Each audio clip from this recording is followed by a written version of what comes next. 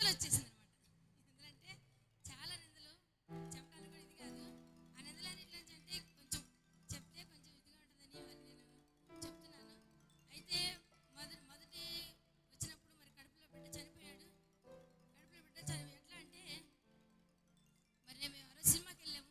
సినిమాకి వెళ్ళినప్పుడు నాకు 9 నెలల గర్భిణి. సినిమాలో హీరోయిన్కి మరి అక్కడ హీరో తండ్రి కడుపులో తల్లినప్పుడు ఆ బిడ్డ చనిపోయింది. అట్లాగే నన్ను కూడా కొట్టింది దెయ్యం. నాలో కూడా బిడ్డ అదే సమయం నాకు బిడ్డ చనిపోయింది. చనిపోయి మరి కడుపులో చనిపోయాడు. ఈ రోజు 3 గంటలే చనిపోతే మళ్ళీ రేపు సాయంత్రం ఆగి ఎల్లుండి పొద్దునపూట నాకు ఆపరేషన్ చేశారు. ఆపరేషన్ ఈ లోపల బిడ్డ లోపల మురిగిపోయి చనిపోయి శరీరానికి కూడా ఇదైపోయింది. అయితే మరి నేను చాలా దైన స్థితిలో వెళ్ళిపోయి బతకదన్నారు. 5 రోజుల్లో చెబుతా అన్నారు. నాకు ఎక్కడ స్థానం లేదు. బొట్టిన వేలికి మరి సెలాన్ని పెట్టి మరి దేవుడు అప్పుడు కాపాడాడు మరి మరణం నుంచి. మరి అదే రీతిలో మరి అక్కడ నుంచి మరి నేను చాలా శ్రమంతో చాలా ఊరిలో మరి నా భర్త తీసుకెళ్ళిపోయి మరి అలా చేసినప్పుడు నేను అనుకున్నాను, ప్రభా నేను నీకోసమే నేను జీవించాలి అనుకున్న. తర్వాత మళ్ళీ రెండో బిడ్డ పుట్టింది. రెండో బిడ్డ చనిపోయింది. చనిపోయిన తర్వాత నేను ఇంక అక్కడ నుంచి, ఎందుకంటే బాగా పూజలు చేస్తూ ఉండేదాన్ని. అప్పుడు అన్నయ్య వాళ్ళు ఇక్కడ ఉన్నారు. ఈ చర్చి నేను వెళ్ళేది సంఘశాఖల చర్చి. అయితే అన్నయ్య అమ్మా, నువ్వు చిన్నతనం నుంచి ప్రార్థన చేస్తానివి, నీకు ఇలా ఉంది, మళ్ళీ నువ్వు దేవుడిని నమ్ముకోవాలి, నువ్వు దేవుని దగ్గరికి వస్తే నీకు నీ బిడ్డలు బతుకుతారు, నువ్వు రావాలని చెప్పినప్పుడు మరి నేను అలాగే మరి నేను చర్చికి వెళ్ళడం జరిగింది. ఆ తర్వాత నాకు భయంకరమైన జబ్బు చేసింది. భయంకరమైన జబ్బు చేసినప్పుడు మరి అప్పుడు కూడా నేను చనిపోయా. బయట పడుకోబెట్టారు. చాలా జబ్బు చేసింది. ఆ రీతిలో మరి నేను అట్లా ఉండగా తర్వాత ఆ రాత్రి పూట మరి నా భర్త నా గుండెల మీద కొట్టినప్పుడు మరి నాకు స్పృహ వచ్చిందంట. ఆ తర్వాత హాస్పిటల్ తీసుకెళ్ళి అలా వచ్చారు. అక్కడ నుంచి ఇంకా నేను బాగా మానసికంగా పడిపోయాను. పడిపోయిన తర్వాత మరి అట్లా ఉంటుండగా 21 రోజు మరి ఇంకా ఎక్కువ రోజులే నేను అన్నం లేదు, నీళ్ళు ఏమి లేవు. నేను ఎలా ఉన్నానంటే మన ప్రవక్త బుక్ మీద ఒక పక్కనేమో ఎముకల గూడు ఉంటుంది, ఒక పక్క బలంగా ఉంటుంది. వర్తమానం పేరు మర్చిపోయాను. అయితే అలా నేను ఎముకల గూడు అయిపోయాను. అందరూ అనేవాళ్ళంటే ఏంది ఈ అమ్మాయికి ఏమైందని చెప్తే వాళ్ళందరూ ఏమైందో తెలియదమ్మా, మరి ఇట్లా ఉందంటే ఎక్కడ చేతబడి చేశారేమో వెళ్ళమని చెప్పేసేవాళ్ళంట. నేనైతే చేతబడి చేశారేమో ఎక్కడ లంచం కట్టినామంటే మా అమ్మాయి ఇంకా ఊరిని చూసేదానంట. అయితే అలా ఉండగా మరి దేవుడు మరి ఒక రాత్రి బాగా నేను చనిపోతున్నానని ఏడుస్తున్నప్పుడు అయితే మా అన్నయ్య ఏం చేసాడంటే, చిన్న అన్నయ్య, నేను ఎప్పుడైతే పడిపోతాను అన్నప్పుడు వాకింగ్ తీసుకొని ఇచ్చేవాడు. అయితే ఇక్కడ నుంచి ఆ చర్చి నడిచెళ్తానికి 2 గంటలు చెప్పట్లేదు. ఇక్కడ నుంచి మా అమ్మ నడిపించుకెళ్ళాలంటే, అంటే నడవలేనమాట, చిన్న అడుగులు వేసేదాన్ని. మరి అలాగా ఉంటుండగా అప్పుడు మరి నాకు దేవుడు పడుకొని ఉంటే, ప్రభా నేను లేచి మరి నేను ఆరాధించగలుగుతానా యేసయ్యా అనుకున్నాను. కానీ ఊరు గుర్తుండాలి కాదు, కానీ నాకు యేసయ్య మాత్రమే గుర్తు. ఎందుకంటే అది ఎలా వచ్చిందంటే మరి మా భర్త ఏంటంటే పిల్లలు ఎవరు లేరు, ఒక్కడే కొడుకు. అయితే నాకు ముందు అమ్మాయి చనిపోయారు, మళ్ళీ ఆడపిల్ల పుట్టిందని చెప్పేసి మంచం ఎత్తి పడేసాడు. అప్పుడు నా మైండ్ పోయిందనమాట. ఇంకా అలా ఉన్నప్పుడు మరి నేను అట్లా ఉన్నప్పుడు అయితే యేసయ్య మాత్రమే గుర్తు. ప్రభా నన్ను తీసుకో, నా బిడ్డను బతికించాను, నేను ప్రార్థన చేస్తూ ఉండేదాన్ని. అయితే అప్పుడు నాకు మరి దేవుడు అట్లా ఉన్నప్పుడు ఒకరోజు చనిపోతున్నప్పుడు ఆ రోజు మా అన్నయ్య నాకు వాక్యం ఇచ్చాడు. ఏంటంటే ఇస్కియాకి 15 సంవత్సరాలు మరి ఆయుష్ పొడిగించాడు కాబట్టి మరి ఇదిగో నా చూడరా, నువ్వు చచ్చిపోరా అని చెప్పి అన్నయ్య ఇస్తున్నాడు నాకు. వాక్యం అయితే ఒకటే గుర్తుంది, ఇక లోకం కానీ ఎవరు కానీ ఏమి లేదు. మరి బిడ్డ ఏడుస్తున్నా, ఏం చేస్తున్నా, ఎవరు చేస్తున్నా గుర్తులేదు. అంటే బిడ్డకు పాలు లేవు, మొత్తం ఎండిపోయింది. మరి అదే రీతిలో ఉన్నప్పుడు దేవుడు నాకు మరి ఆ రాత్రి పూట, ప్రభా మరి నీ చిత్తం వేసయ్యా, ఇస్కియాకి ఇచ్చావు కదా ఆయుష్ని పొడుగు, మరి నాకు కూడా ఈ ప్రభా, నేను ఎంతగానో మరి అది అట్లా ఉండగానే ఏడ్చి ఆ రోజు నాకు బాగా నిద్ర పట్టింది. అన్ని రోజులు నాకు నిద్ర లేదు. అన్ని రోజులు నేను చూస్తూ ఉండేదాన్ని. అప్పుడు నాకు ఎందుకంటే ఇవన్నీ నాకు వర్తమానంలోకి వచ్చినాక మన పాస్టర్ గారు వాక్యం చెప్తున్నప్పుడు నాకు ఇవన్నీ గుర్తొచ్చేసింది అనమాట. ఎందుకంటే మరి ఆ రాత్రి పూట మరి నేను పడుకున్న తర్వాత మేఘం వచ్చేసింది. అయితే మన పాస్టర్ గారు చెప్పారు, పొగొస్తే దెయ్యం, మేఘం వస్తే దేవుడు అని. తర్వాత నాకు తెలిసింది అనమాట. అయితే మేఘాలు వచ్చేసి మేఘాల నుంచి 8 గుర్తు చూపిస్తున్నాడు. ఆ మేఘాలు అయితే ఎప్పుడు వచ్చేసిందో, 8 ఎప్పుడైతే గుర్తు వచ్చేసిందో, మరి నాకు పాలు లేవు, బిడ్డ గుర్తులేదు, ఎవరు లేదు. కానీ అంత నేను ఇక చనిపోయే స్థితిలోనే మొత్తం అయిపోయింది. ఎముకలు గూడయ్యాను. ఆ గూడులో నుంచి నాకు జీవజాల ఓటు వచ్చేసింది. ఎట్లా నాకు పాలు వచ్చేసి అమ్మ నా బిడ్డ అక్కడ, నా బిడ్డకు పాలు ఒక వెళ్ళి నేను పాలిస్తాను. పాలు వచ్చేసి అసలు ఎండిపోయి ఏమీ లేదు. కానీ దేవుడు జీవజాల ఓటినట్టు ఇప్పించాడు. గబగబా జ్యోతి ప్రేమ తీసుకుని నేను మరి పాలిస్తున్నా. అప్పుడు అంటారు, చనిపోయే ముందు ఈ అమ్మాయికి మరి మురళంటి అది అంటారు, అట్లాంటి పిల్లల మీద భ్రమ కలుగుతుంది, ఆ భ్రమ ఉంటుంది, అందుకని చనిపోయేది అనుకున్నాను. నేనైతే దేవుడు ఆ రాత్రి పూట మరి నాకు దేవుడు ఆశనిచ్చేసాడు, నాకు శక్తినిచ్చాడు. అసలు ఎక్కలేని శక్తి. ఇక్కడ నుంచి అక్కడ 2 అడుగులు వేసేదండి. మాటలేని దాన్ని, ఎక్కడో మాట్లాడితే మా అమ్మ కూడా వినపడేది కాదు. అదే రీతిలో మరి అట్లా ఉన్నప్పుడు మరి దేవుడు నాకు శక్తి ఇచ్చాడు, 8 చూపించాడు. అయితే నాకు దేవుడు 8 సంవత్సరాలు ఇచ్చాడు కావాలనుకున్నాను. మరి దేవుడు అలా మాట్లాడి నాకు 8 చూపించినప్పుడు నేను చనిపోతా అనుకున్నాను. అయితే మరి వర్తమానంలోకి వచ్చిన తర్వాత మరి పాస్టర్ గారు అంటే మంజుల గారు ఏం చెప్పిందంటే, అమ్మా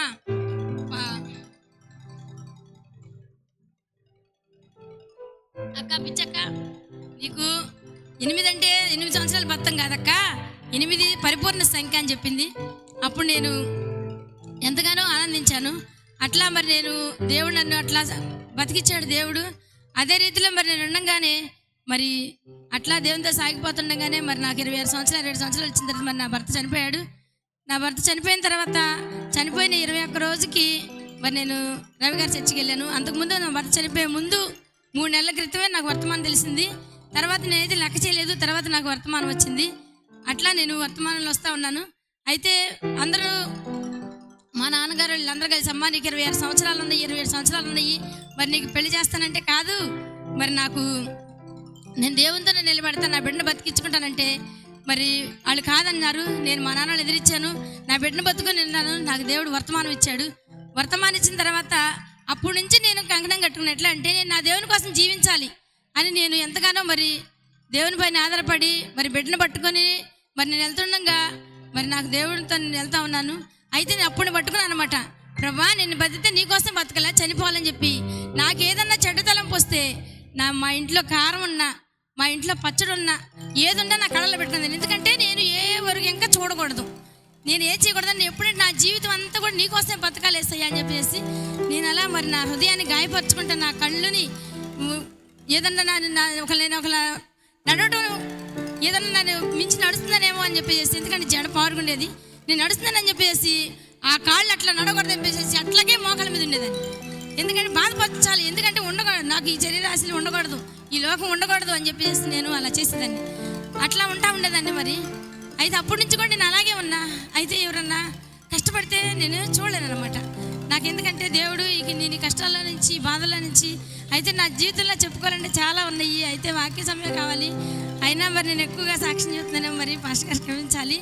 ఎందుకంటే మరి నా జీవితంలో చిన్నతనం నుంచి కూడా నేను ఎంతో శ్రమలు, ఎంతో ఆవేదనతో, నిజంగా నాకైతే దేవుని ప్రేమ తప్పితే మనుషుల ప్రేమ నాకు తెలియదు. ఎప్పుడు నా జీవితంలో చిన్నతనం నుంచి కూడా నేను దేవున్నే ప్రేమించుకుని, దేవున్నే చూసుకుంటాను, దేవున్నే వస్తున్నాను. ఎందుకంటే నా భర్త బాగా తాగుతాడు. అలా నేను ఉండేదాన్ని. ఎందుకంటే నాకు ఏసే తప్పితే నాకు ఎవరు ఆదరణ, మనుషుల ప్రేమ అసలు నాకు తెలియదు.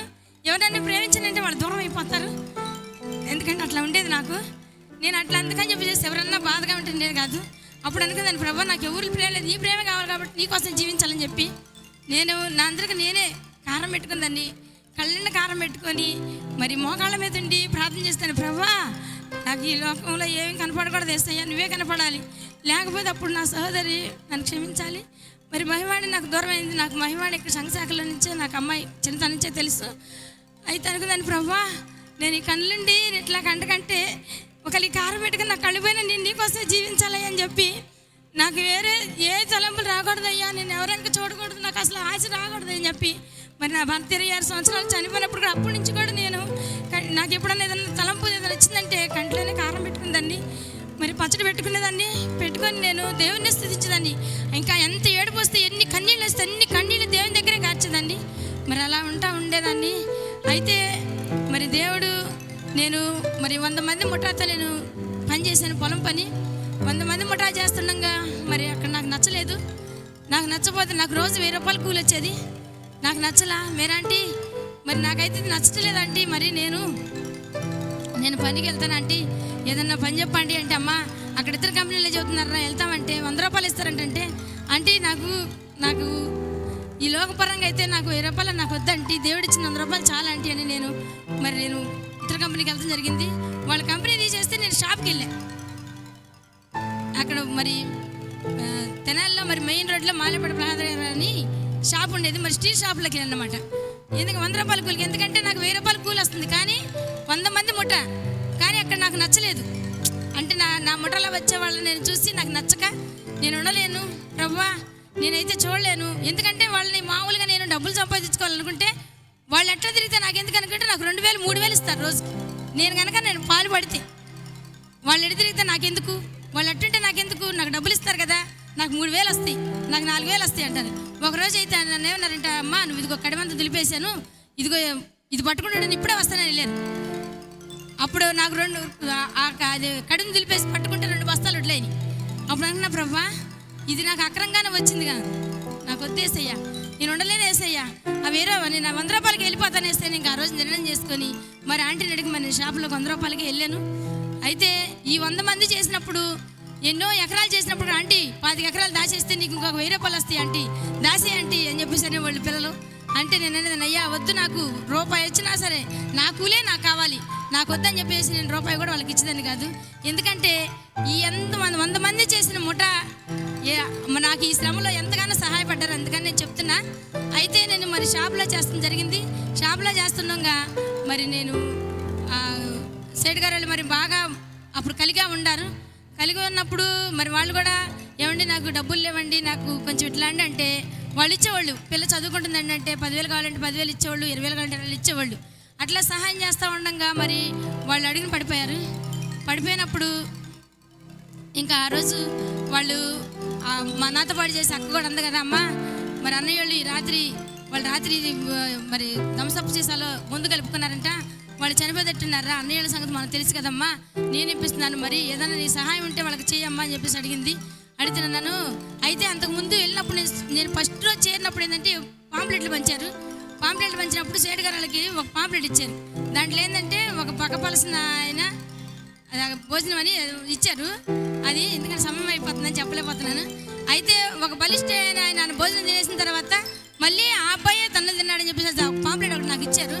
ఇస్తే మరి ఆ పాంప్లెట్ నేను ఆయన చదవమంటామో చదివితే బాప్టిజం తీసుకుంటానండి, చదవకూడదంటే మరి ఎవరికి ఇద్దాం ఇదంటే అందరూ పూజ చేసి నేను ఒక్కదాన్నే ఉన్నాను.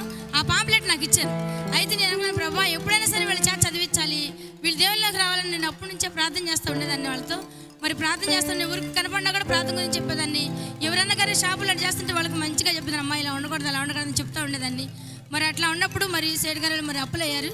అప్పులైనప్పుడు మరి అమ్మ నేను ఇది చేసుకోవాలరా, మరి వ్యాపారం చేసుకుంటాను కదా అని చెప్పేసి వాళ్ళు విడిపోయారు. అన్నదమ్ములు ఇద్దరు విడిపోతే వ్యాపారం చేసుకోవాలని చెప్పేసి మరి వాళ్ళు నాకు మరి ఇప్పించమ్మా అని చెప్పేసి అన్నప్పుడు మరి అక్క కూడా చేసింది, అమ్మ ఇద్దాంరా, ఇచ్చినప్పుడు మరి ఆయన మనకి ఇస్తారంటమ్మా. అంటే నా దగ్గర అయితే అక్క నా దగ్గరే డబ్బులు లేవు కానీ మరి నేనైతే చీట్లు వేస్తాను, మరి ఆ చీటీ పట్ల పెట్టుకుంటానని చెప్పేశాను. నేనైతే అప్పుడు 30 లక్షలు చీట్లు వేసాను. 30 లక్షలు చీట్లు వేసినప్పుడు మరి ఆ చీట్ల పాటలు అని చెప్పేసి మరి 4 చీట్లలో ఉన్నాడు. 4 చీట్లు ఉన్న తర్వాత ఏం చేసిందంటే అక్కడ నుంచి ఇన్స్టాల్మెంట్లు మీరు చేస్తూ ఉన్నారు. ఇక్కడ అందరికీ ఇన్స్టాల్మెంట్ చేస్తూ ఉంటే వాళ్ళందరూ కూడా పరిచయం అయిన తర్వాత వాళ్ళు అన్నాడమ్మా మీ దగ్గర ఏమైనా డబ్బులు ఉంటే ఇవ్వండి అని చెప్పేసి అడిగారు. ఏమైనా డబ్బులు ఇవ్వమ్మా అని అడిగినప్పుడు వాళ్ళందరూ మరి మంచిగా ఉన్నారు కాబట్టి రోజు మా దగ్గర డబ్బులు లేవండి, ఇదిగో నా దగ్గర చైన్ ఉందండి పెట్టుకోవడానికి ఇచ్చేవాళ్ళు. చైన్ దాన్ని పెట్టుకోమంటే తీసుకెళ్ళి పెట్టుకునేవాడు, మళ్ళీ తీసుకొచ్చి ఇచ్చేవాడు. మరి అట్లాగే ఎవరంటే ఇదిగో 40 పైసలు కొలుస్తుందండి, దీనికైతే 1,00,000 రూపాయలు వస్తాయంటే వాళ్ళు తీసుకెళ్ళమ్మా నేను పెట్టుకున్నానమ్మా, నాకు 50,000 రూపాయలు వచ్చినాయి, 50,000 రూపాయలు పెట్టుకున్నా అని చెప్పేసాడు. అట్లా ఇస్తున్న కనుక వాళ్ళకి బాగా నమ్మకం కలిగినామండి. మేమైతే వడ్డీలకి ఇవ్వలేము కానీ మరి మా డోకరాలు వచ్చినాయండి, మీరు డోకరా తీసేసుకొని కట్టుకోండి అని చెప్పేసి డోకరాలు ఇచ్చారు. ఆ తర్వాత రోజువారీలు ఇప్పించారు. మరి మా మరిది కూడా రోజువారీ అంటే వారానికి వచ్చి 5,000 రూపాయలు కట్టాలన్నమాట.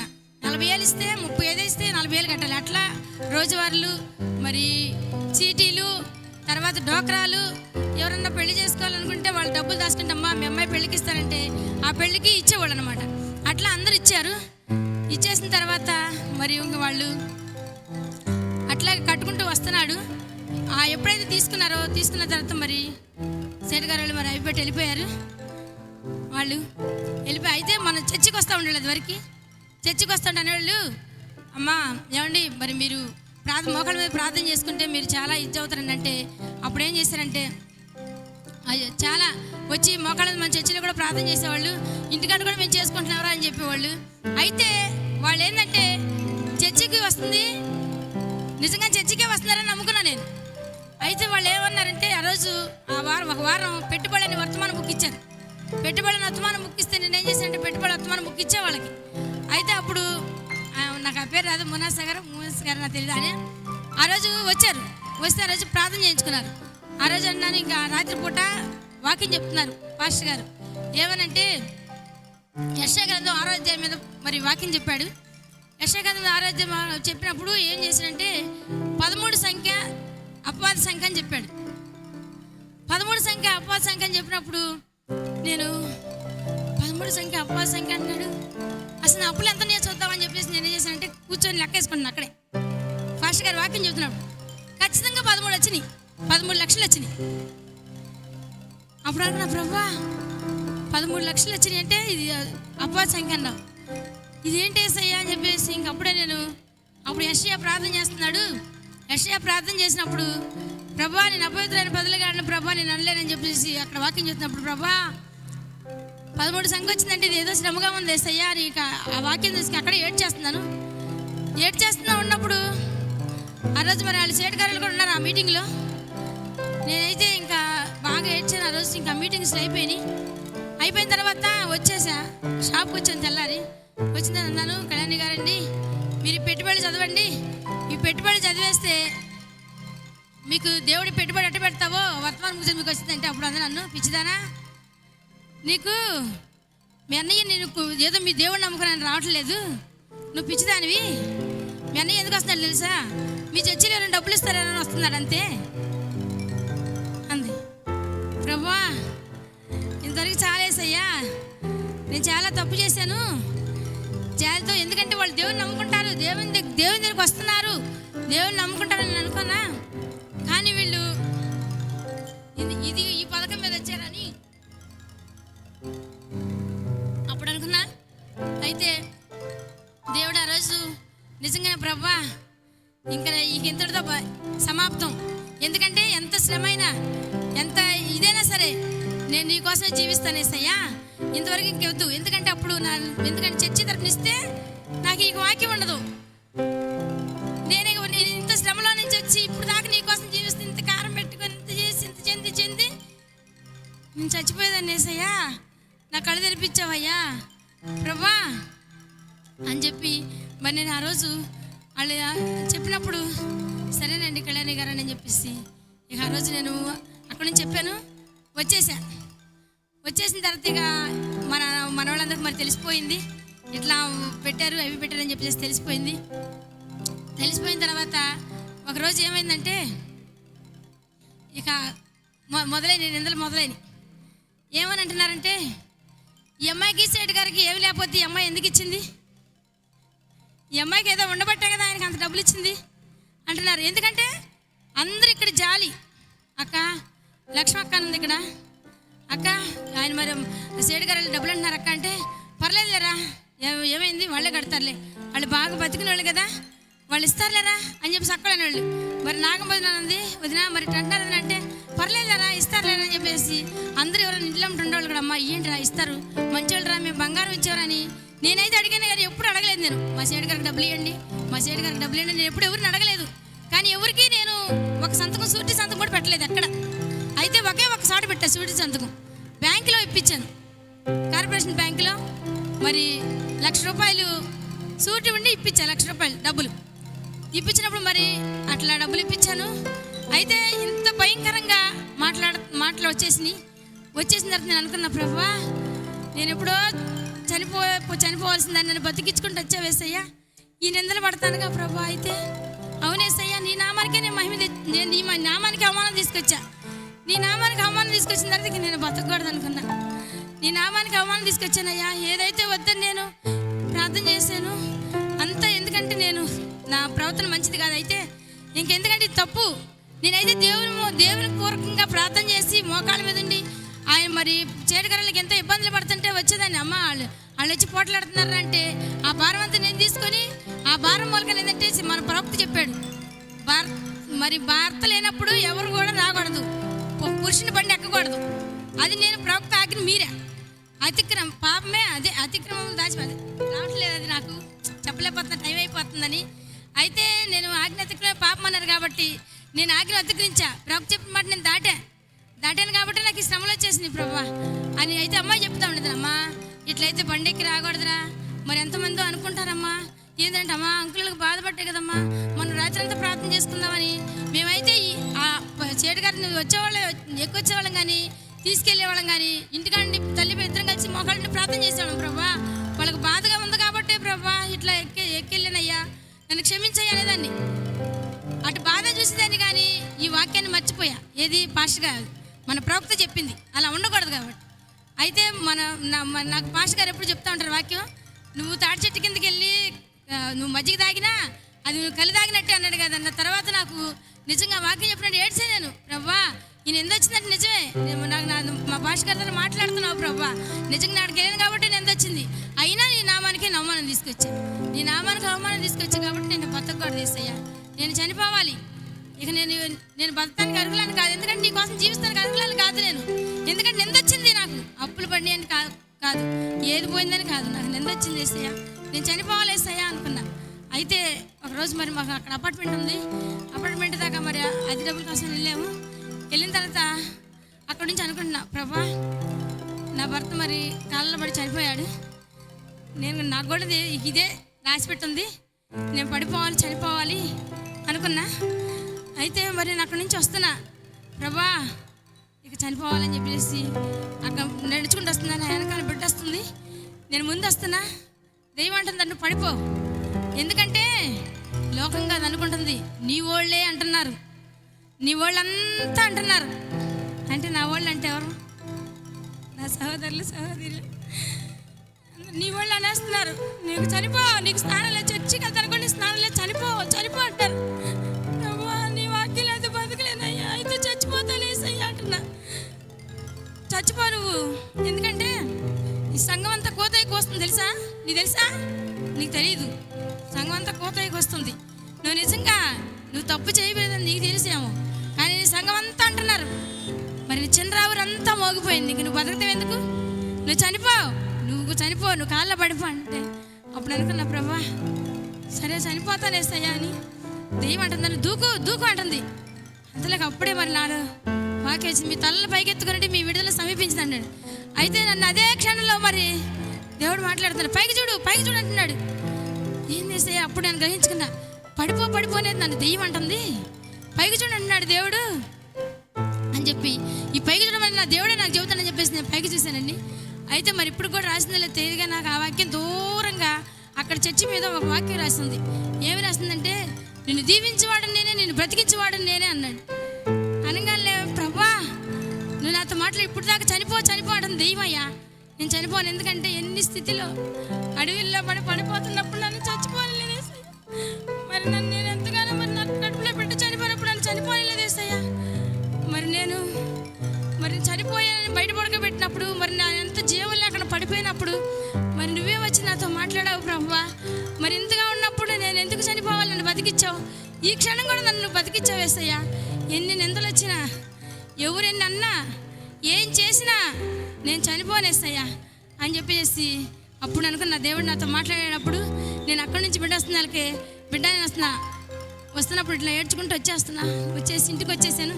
ఇంటికి వచ్చినాక మనశ్శాంతి లేదు నేను మా అమ్మ వాళ్ళ ఇంటికి వెళ్ళిపోయి బాగా ఏడ్చుకుంటూ, ప్రభా ఏం చేయాలి ఈ పరిస్థితిలో, మరి నిందలు నేనే తొలగించుకోలేను, నా జీవం అంతా నువ్వే, నాదంతా నువ్వే వేసయ్యా, తీసుకుంటే నువ్వే తీసేసుకో.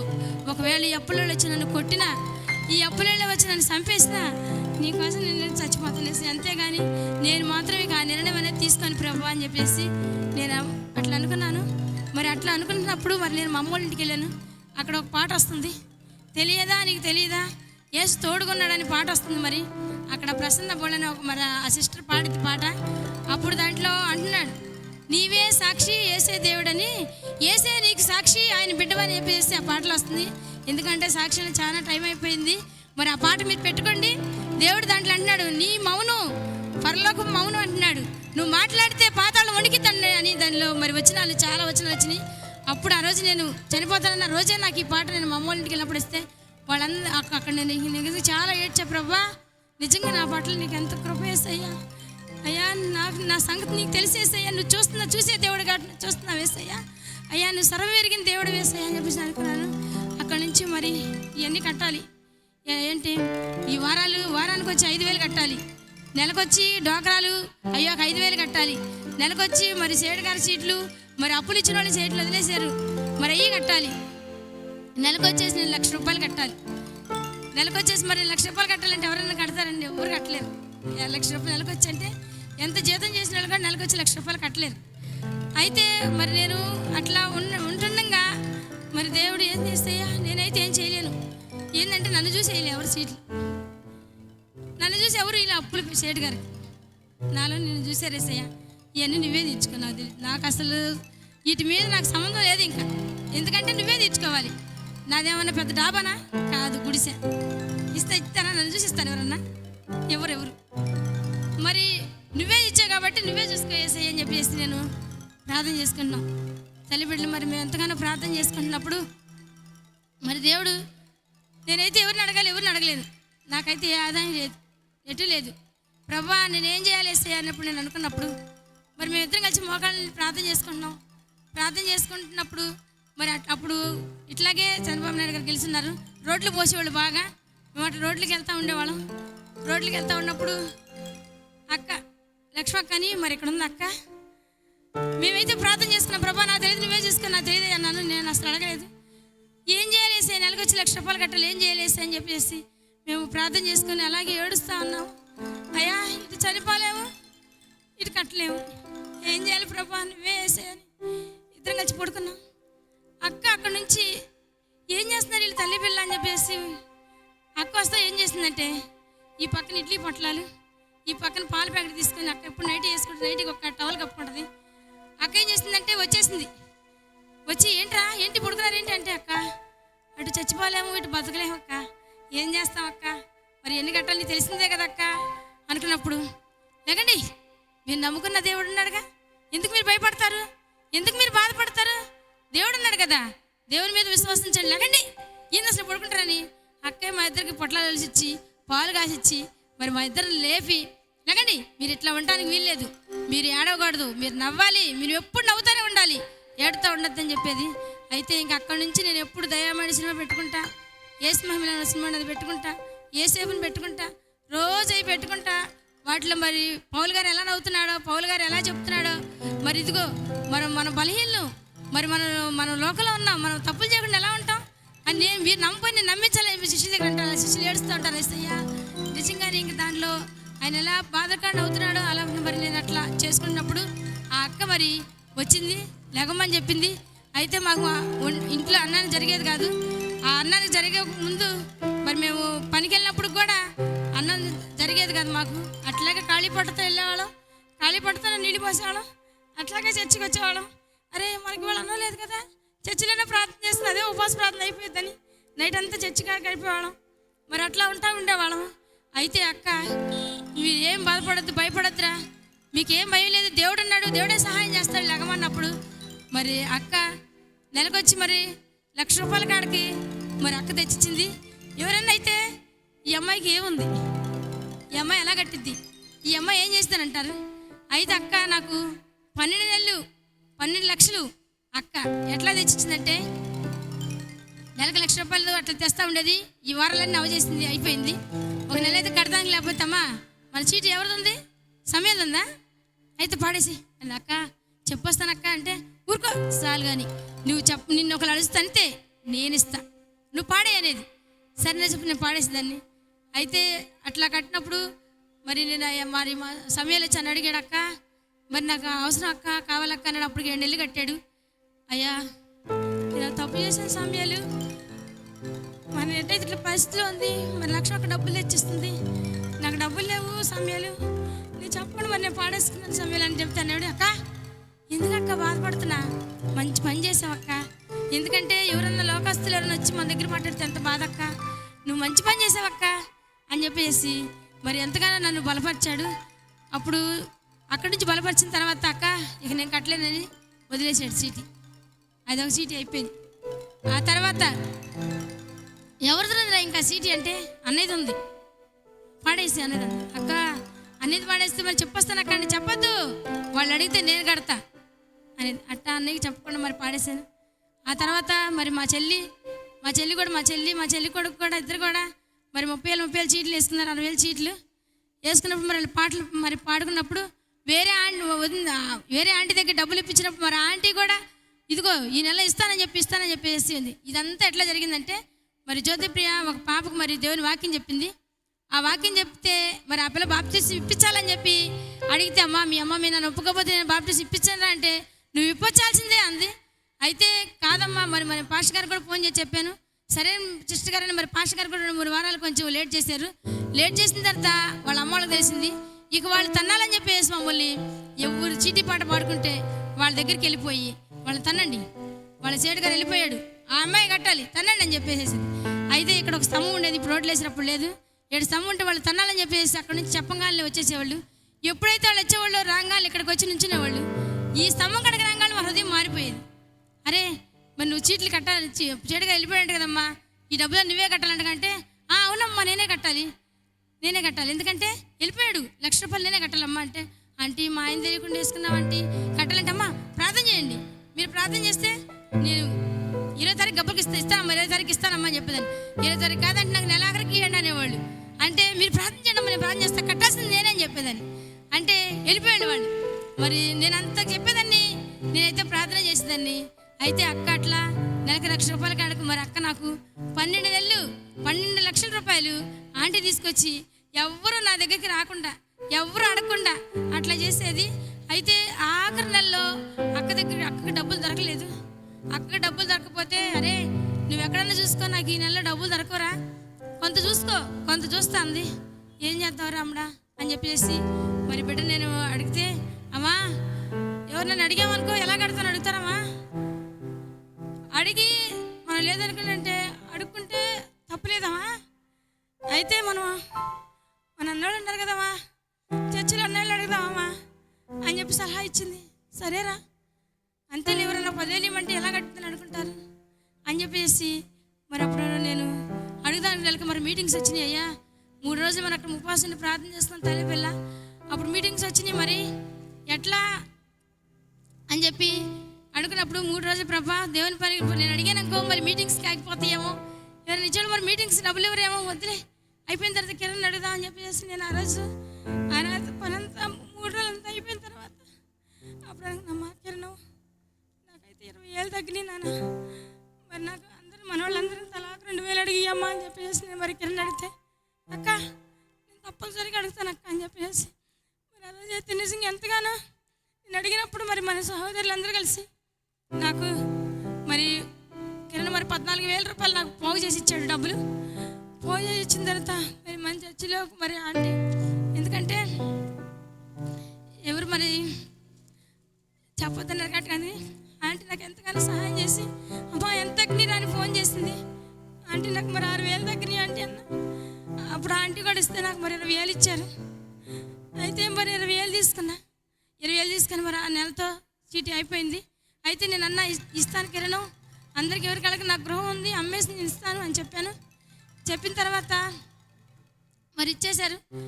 ఇచ్చినాక ఎంతకన్నా మరి అక్కడ నుంచి మరి ఎన్ని తీర్చాలంటే ఎలా అంటే, అక్కడే నాకు పనులు చూపించేవాళ్ళు. రోజు మేము నీళ్ళు పోయడానికి వెళ్ళేవాళ్ళం, రోడ్లకు నీళ్ళు పోసేవాళ్ళం. రోడ్లకు నీళ్ళు పోసి మళ్ళీ ఎవరన్నా పని చేస్తే పని చేసి మళ్ళీ నైట్లో ఎవరన్నా ఇల్లు తెలిపాలంటే అక్కేమన్నా వచ్చేది. మరి తల్లి పిల్లలు కలిసి వెళ్తే అందరూ వాళ్ళు, ఎందుకమ్మా పని పట్టలేకుండా పిల్లలు వెనకాల వేసుకొని తిరుగుతుంది అని చెప్పేసి అనేవాళ్ళు. అమ్మ నువ్వైతే అసలు బాధపడమాకమ్మా, ఎవరు ఎంతమంది ఎన్ని అనుకున్నా సరే మనకి ఏసై ఉన్నాడమ్మా, బతికిన ఏసై కోసం బతుకుతాం, చనిపోయినా ఏసై కోసం చనిపోతామమ్మా, నువ్వు బాధపడమాకమ్మా అనేది. ఎందుకంటే నైట్లంతా నేను అలిసిపోయి ఏడ్చి పడుకునేదాన్ని. నైట్ అంతా నిద్రపోకుండా ప్రార్థన చేసేది, పగలంతా నా అమ్మడి పని చేసేది.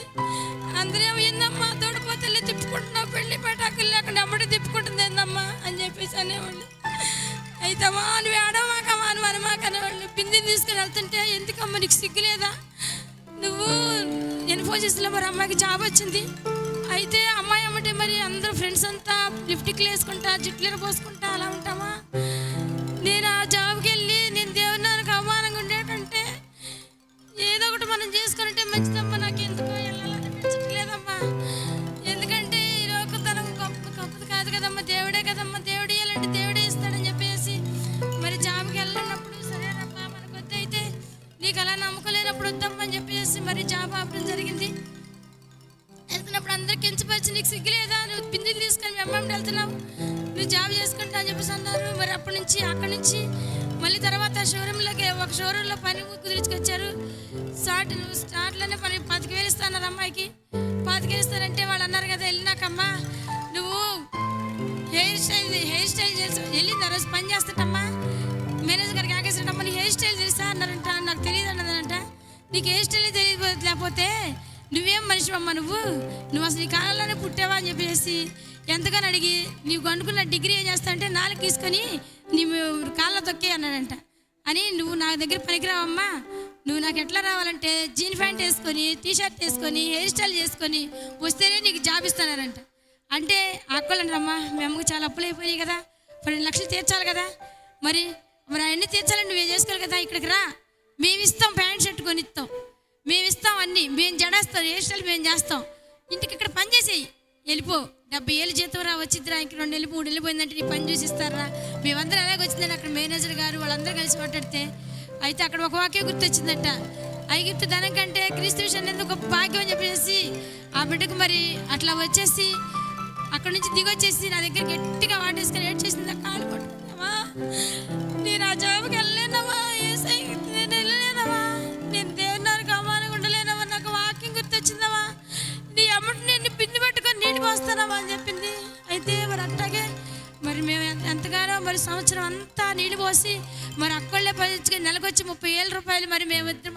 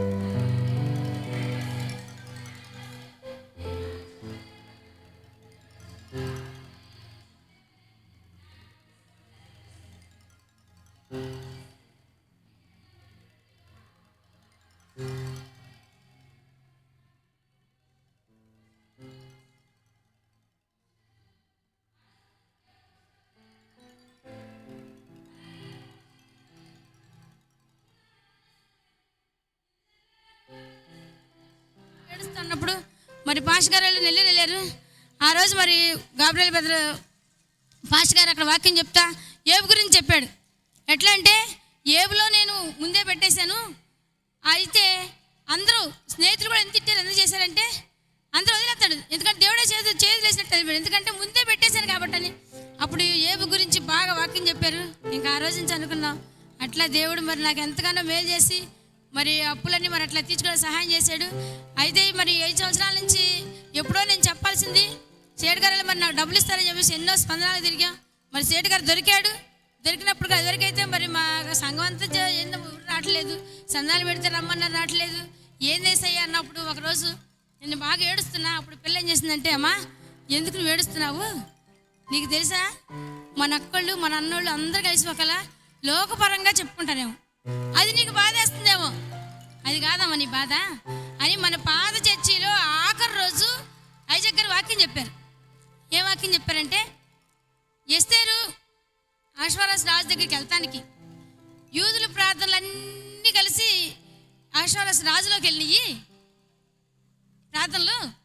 అవునవా? ఎంత విజయవంతానికి కారణం ఏందనుకుంటున్నా? మనం కాదమ్మా, మన అక్కోళ్ళు అన్నోళ్ళు మన సంఘం ప్రార్థన చేస్తేనే మనకు విజయం వచ్చిందామా అని చెప్పేసి ఎందుకు ఏడుస్తున్నావు నువ్వు, ఎందుకు ఆల్రాట్లు అంటున్నావు ఇదిగని చెప్పేసి నాకు మరి వంశీ బ్రదర్ పెట్టాడంటే ఆ వాక్యం సెల్లిలో ఆ వాక్యం వినిపించింది. ఇంకా ఆ రోజు నేను ప్రభా యేసయ్యా అని ఇంకా మా సహోదర పిల్లలందరూ చెప్తుండేదండి, అరే ఇదిగోరా మీరందరూ ప్రార్థన చేస్తే మీరందరూ ప్రార్థన చేయండి రా, ఎస్ఆర్లాగా నేను గెలుచుకొని ఒకరోజు మీటింగ్ పెడతాను రా అని చెప్తూ ఉండేదాన్ని. మీరందరూ ప్రార్థన చేయండి రా, నాకు దేవుడు వాక్యం ఇచ్చాడు మీటింగ్ పెడతాను చెప్పేదాన్ని. మరి దేవుడు ఎంతగానో చేశాడు, చాలా ఉన్నాయి, చాలా సమయం మరి గడిపించాను. మరి దేవుడు అట్లా చేసినప్పుడు మొన్న గోపి పెళ్ళికి కొంచెం ముందు వారంలో పాస్టర్ గారు వాక్యం చెప్పారు. ఎట్లా అంటే 50వ సంవత్సరం సునాద సంవత్సరం అంటే విడుదల సంవత్సరం అని చెప్పేసి మరి ఆ రోజు వాక్యం చెప్పారు. ఆ ఆదివారం రోజు మరి నేను ఇంటికి వచ్చేసిన తర్వాత మరి నేను ప్రార్థన చేసుకొని పడుకున్న తర్వాత మరి పాలు బ్రదర్ వచ్చారనమాట. పాలు ప్రసాద్ గారు మరి వచ్చి అన్నారు, నేను ఒక 50,000 రూపాయలు కట్ట దాంట్లో పడేసాను, డస్ట్బిన్లో పడేసాను. అయ్యో ఏంది 50,000 కట్ట ఇక్కడ పడేసాను డస్ట్బిన్లోని. వాళ్ళందరూ చెత్త తీసేసి గౌగో అందరూ చెత్త ఎత్తున్నారు దాంట్లో. నేనేం చేశాను, గౌగో 50,000 కట్టి నేను చదివితే గౌగో తీసేసిన తర్వాత బ్రదర్ అన్నారు కదా, సిస్టర్ నీయేనా అన్నాడు. అవును బ్రదర్ నాయే బ్రదరు అన్నా. మరి ఏం చేస్తామంటే నాకు అక్షా సిస్టర్ 12,000 ఇచ్చింది అంటేనే నవ్వి 12,000 ఇచ్చిందా, అయితే ఈ 50,000 అందరికి ఇచ్చేయి అన్నాడు. ప్రభా 50,000 అంటే సునా సంవత్సరం 50 సంవత్సరం 12 అంటే నాకు 1200 వర్తమానాలు ఇచ్చావు నువ్వు, ఏంది ప్రభా అని చెప్తే అప్పుడు చెబుతున్నారు బ్రదరు నీ విడుదల సమీపించింది, నీకు సునా సంవత్సరం వచ్చేసింది అని చెప్తున్నాను. ప్రభా అని చెప్పేసి అప్పుడు అనుకున్నా, పాస్టర్ గారు ఎప్పుడు వాక్యం చెప్తాడు మరి హెబ్రీయుల 12 మేఘం వల్లే మనం ఆవరిస్తారని, నిజంగా మన పరిశుద్ధులు మనకంటే ముందెళ్ళిపోతే మేఘం వల్ల ఆవరిస్తారని చెప్పేసి మరి మన పాస్టర్ గారు చెప్తుంటారు. అప్పుడు నాకు అప్పుడే అంటున్నా వాక్యంలో, అమ్మ బ్రదర్ వచ్చారంటే మేఘం వల్ల వచ్చేసాడు నేను ఆ పని చేయాలని చెప్పేసి మరి నేను అందరికీ మరి తలాక 5,000 అట్లా ఇవ్వాల్సి వచ్చింది అన్నయ్య వాళ్ళందరికీ. మరి వాళ్ళందరికీ కలిసి మరి 50,000 రూపాయలు తీసుకొచ్చి మరి నేను మీటింగ్ పెట్టడానికి ఎవరికి కూడా ఉండకూడదు అనుకున్నాను. రోజువారీలు అన్నీ ఎక్కడెక్కడ ఇచ్చినాయి మరి మొత్తాన్ని కలిసి ఎవరికి కూడా 5 పైసలు ఉండకూడదని చెప్పేసి మరి 50,000 రూపాయలు దాటం జరిగింది. తీసుకొచ్చి అందరికి ఇచ్చేసాను డబ్బులు. ఎవరికి వచ్చి అమ్మ నువ్వు డబ్బులు ఇవ్వాలా అనేది లేదు. అయితే మరి వాళ్ళు దొరికినా వాళ్ళు కోట్లు వేసినారు, ఎన్నో డబ్బులు వాటికి కూడా ఖర్చు పెట్టాను, తిరిగాను, కానీ ఒక్క రూపాయి కూడా వాళ్ళు ఇవ్వలేదు. కొంతమంది అయితే వాళ్ళు ఇచ్చారంటే డబ్బులు అన్నారు, డబ్బులు ఇవ్వలేదు. అయితే 1,00,000 రూపాయలు మాత్రం మా మేనేజర్ గారు వచ్చారు, అమ్మా నువ్వు మరి 1,00,000 రూపాయలు చుట్టి పెట్టావు కదా నువ్వే కట్టాలన్నాడు. కడతాను సార్. అయితే వాళ్ళ అన్నయ్య గారు అంటున్నాడు చర్చిలో, అక్కడ ఎప్పుడు చర్చి వచ్చిందండి అక్కడ షాప్లో, మరి అక్కడికి వెళ్ళండి, వాళ్ళ అన్నయ్య గారికి ఇవ్వలేదు అనుకో నేను ఇస్తా అన్న. ఎందుకంటే వాళ్ళ అన్నయ్య గారు చెప్పారు, ఏమని చెప్పారండి, నాకమ్మా మా తమ్ముడు ఉండరా లేకపోయినా నేను ఇస్తా, ఈ షాప్ తీసుకుని ఇస్తా. ఎందుకంటే వాళ్ళ బామర్తికి మాట్లాడుకున్నారు షాప్ని నాకు ఇస్తారని. కాదు ఆ షాప్ నేను తీసుకొని నేను భారతీయ అప్పు కడతానని చెప్పాడు సేటు గారు, పెద్ద సేటు గారు వాళ్ళ అన్నయ్య గారు. కడతానని చెప్పి మరి అలా మోసం చేసి వెళ్ళిపోయి ఎన్ని స్పందనలు పెట్టినా కూడా ఎంతమందికి చెప్పినా ఏం చెబుతున్నాడంటే వాళ్ళ తమ్ముడికి వేసి కట్టినట్టే చెబుతున్నారు, కానీ మాటలు పోలీస్ స్టేషన్లో అలాగే చెబుతున్నారు, లాయర్ల కాడ అలాగే చెబుతున్నారు, ఎక్కడికి వెళ్ళినా అలాగే చెబుతున్నారు, కానీ డబ్బులు ఇవ్వకుండా మాత్రం అలా చేశారు. మరి అందరూ అనుకున్నారు, కానీ నీవే సాక్షి, వేసే దేవుడని వేసే నీకు సాక్షి అని నీవు బిడ్డవని ఆ వాక్యం చెప్పినట్టుగా మరి దేవుడే నాకు సాక్షి, దేవుడు చెప్పాడు. అట్లాగే నేను ఇచ్చినా ఇవ్వకపోయినా ప్రభా, ఎందుకంటే ఇచ్చిన స్తోత్రం ఇక్కడ దరిద్రం లేకుండా పర్వాలేదు, ఎందుకంటే నా దేవుడి నామానికి మాత్రం అవమానం రాకూడదు, ఎవరికి ఇవ్వకూడదు. నేనైతే ఎవరికి సూటి పెట్టలా, కట్టపోయిన నా వల్ల కాదనుకుంటే ఎవరికి రూపాయి కూడా నేను కట్టే పని లేదు, ఎవరికి కట్టే పని లేదు, ఎందుకంటే నేను ఎవరికి సూటి పెట్టలా. అయితే ఆ ₹1,00,000 మాత్రం వాళ్ళ దగ్గరికి వస్తామని చెప్పేసి ఆ ₹1,00,000 వాళ్ళు కట్టేశారు. బ్యాంకులో మాత్రం వాళ్ళు కట్టారు, అన్నయ్య గారు కట్టేశాడు. కట్టేస్తే ప్రభమ్మ భారతి గారు దేవుడిని మొరాలకించెళ్ళి నేను కడతా, దేవుడు వాళ్ళకి వెళ్ళిపోయి ఆయన కట్టేళ్ళు అని చెప్పేసి నిజంగా మేనేజర్ గారు ఎంతగానో ఆనందపడ్డాడు. అయితే మరి అట్లాగా ఇంకా చాలా చాలా ఉంది, చాలా సమయం అయిపోయింది. అయితే దేవుడు నా పట్ల ఎంతగానో కృప చూపించాడు. ఎవరికి వచ్చి అమ్మా నువ్వు ₹1 ఇవ్వాలి నాకు అని చెప్పేసి అడగకుండా అందరికీ దేవుడు కట్టే కృపనిచ్చాడు. ఆయన ఇచ్చాడు, నాదైతే ఏమీ లేదు, నా శక్తి అయితే ఏమీ లేదు. ₹12,00,000 మరి తీర్చడానికి మరి ఆటికి వడ్డీలు, మరి ఆ వడ్డీలు కాకుండా మరి సందనాలు కానీ ఆటికని ఎన్నో పెట్టాను, ఎన్నో డబ్బులకు చేసిన కష్టాజితం మొత్తం తల్లి బిడ్డ చేసిన కష్టాజితం పెట్టేసి అయినప్పుడు కూడా దేవా నీకే స్తోత్రాలు, నాకు డబ్బు లేకపోయినా నువ్వు ఇచ్చినా నీకు స్తోత్రం, ఇవ్వని స్తోత్రం.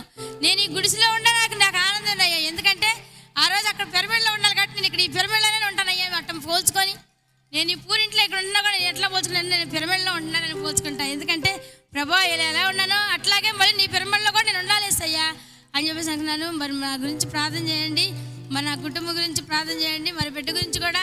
అక్క అయితే మరి ఒకళ్ళైతే వచ్చి నీళ్ళు పోస్తుండగా వచ్చమ్మా ఇంత విధేయతగా ఉంది, మాకు ఈ అమ్మాయి కావాలి ఇస్తామని అడిగారు. వాళ్ళకైతే చాలా ₹1,00,000 ఆస్తి ఉందంట, 2 కార్లు ఉన్నాయి. వాళ్ళు వచ్చి అమ్మాయిని అడిగారు ఇస్తావమ్మా అని.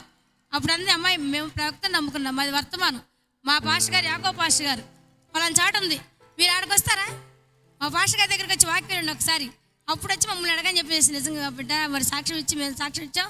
అప్పుడు వాళ్ళు అన్నారు అమ్మా ఏంటమ్మా వాక్యం ఎంత మాట్లాడుతున్నారు, నీలాగా ఎవరు ఉంటలేదా మీ రోజుల్లో, అందరూ స్టైల్ చేసుకుంటున్నారమ్మా, ఇలాంటి అమ్మాయి కోసం ఎదుగుతున్నామమ్మా అని ఎంతగానో అన్నప్పుడు వద్దమ్మా అలా ఇవ్వ అట్లా మేము వర్తమానంలోనే చేసుకుంటాం అని చెప్పాము. అయితే బిడ్డ ఒక మాట ఉంది, నమ్మా మన అప్పులన్నీ ఏ రోజైతే తీరిపోయిన అంటావో, ఏ రోజైతే చేస్తావో ఆ రోజే మనం పెళ్లి సంబంధాలమ్మా, అప్పుడు దాకా మాత్రం నువ్వు అడగొద్దు అంటే ఎంతమంది వచ్చినా ఏం చేసినా సరే నువ్వు అప్పులైతే ఎప్పుడైతే తీరిపోతాయి అప్పుడైందని చెప్పేసి చాలా మంది అన్నా కూడా మరి పాస్టర్ గారు వాళ్ళు అందరూ కూడా ఎంతగానో తీసుకొచ్చారు. కానీ నేను మరి ఏమీ చెప్పలేకపోయేదాన్ని, ఎందుకంటే అప్పులు ఉన్నాయమ్మా, ఎందుకంటే నీ డబ్బులు సంపాదించుకొని పెళ్లి చేసుకుంది కానీ ఇదే ఆడందని అంటారు, దేవునికి అవమానం వచ్చింది. ఏం పర్లా, ఎన్ని నిందలు వచ్చినా, ఎంతమంది అన్నా, ఎంతమంది నిందలు వేసినా, ఎంతమంది ఎన్ని అనుకున్నా మనకి ఏం పర్వాలేదు, దేవుడే మన పక్షాన అన్నాడని చెప్పేసి అంది. మరి దేవుడు ఎంతగానో కార్యాలు చేసి అన్ని అప్పులు తీర్చుకునే కృపనిచ్చాడు. మరి అలాగే మరి బిడ్డ ఒక్కకి కూడా వివాహం జరగాలని, మరి మంచిగా దేవుళ్ళలో ఎదగాలని, ఎత్తపాటి వరకు మరి ఆయనలో ఎదగాలని చెప్పేసి మరి మా కుటుంబం గురించి ప్రార్థన చేయండి. మరి లేట్గా చేసినందుకు మరి ఫాస్ట్ గారు క్షమించాలి. దేవుని నడుస్తున్నారు, మీ అందరికీ నా వందనాలు. దేవుని నామమునకు మహిమ కలుగునుగాక. మరి సహోదరి చెప్పిన సాక్ష్యాన్ని దేవుడు దీవించునుగాక. నిజంగా నీ విశ్వాసమే నేను స్వస్థపరుస్తుందని దేవుడు చెప్పాడు. మరి లేఖనం సెలవిచ్చినట్లుగా మరి రాత్రికాల సమయంలో దైవజనులు వాక్యం చెప్పారు. మరి ఆ వాక్యంలో చెప్పినట్లుగా వాక్య విత్తనం ఎక్కడ ఉంటుందో అక్కడికి వెలుగు వెళ్తుంది. ఆ వెలుగు వెళ్ళి ఆ విత్తనాన్ని ఫలింపజేస్తుందని, మరి వర్తమానం ఆమె పట్టుకున్న స్థితి నుండి మరి నాకు తెలుసు. మరి చిన్ననాటి నుండి ఆమె ఎంతో విశ్వాస జీవితాన్ని జీవించి దేవుని కొరకు నిలబడి ఉంది. మరి సహోదరి కొరకు మీరంతా ప్రార్థించండి. ఒక తామరం మరి విత్తనము బురదలో పడినప్పుడు ఆ వెలుగు ఎంత బురదలో ఎంత చీకట్లో ఉన్నా ఆ వెలుగు ఆ యొక్క విత్తనం మీద పడినప్పుడు ఆ బురదనంతటిని ఆ చీకటినంతటిని తీసుకొని మరి దాని నుండి విడిపించుకొని పై భాగానికి వచ్చి ఆ తామర పుష్పం ఎలాగా వికసిస్తుందో ఆ రీతిలో సహోదరి యొక్క జీవితం మరి దేవుడు తన విశ్వాస జీవితాన్ని ముందుకు నడిపిస్తున్నాడు. మరి దేవునామానికి మహిమ కలుగునుగాక. సహోదరి కోసం ప్రార్థించండి. దయచేసి అందరం లేచి నిలబడదాం.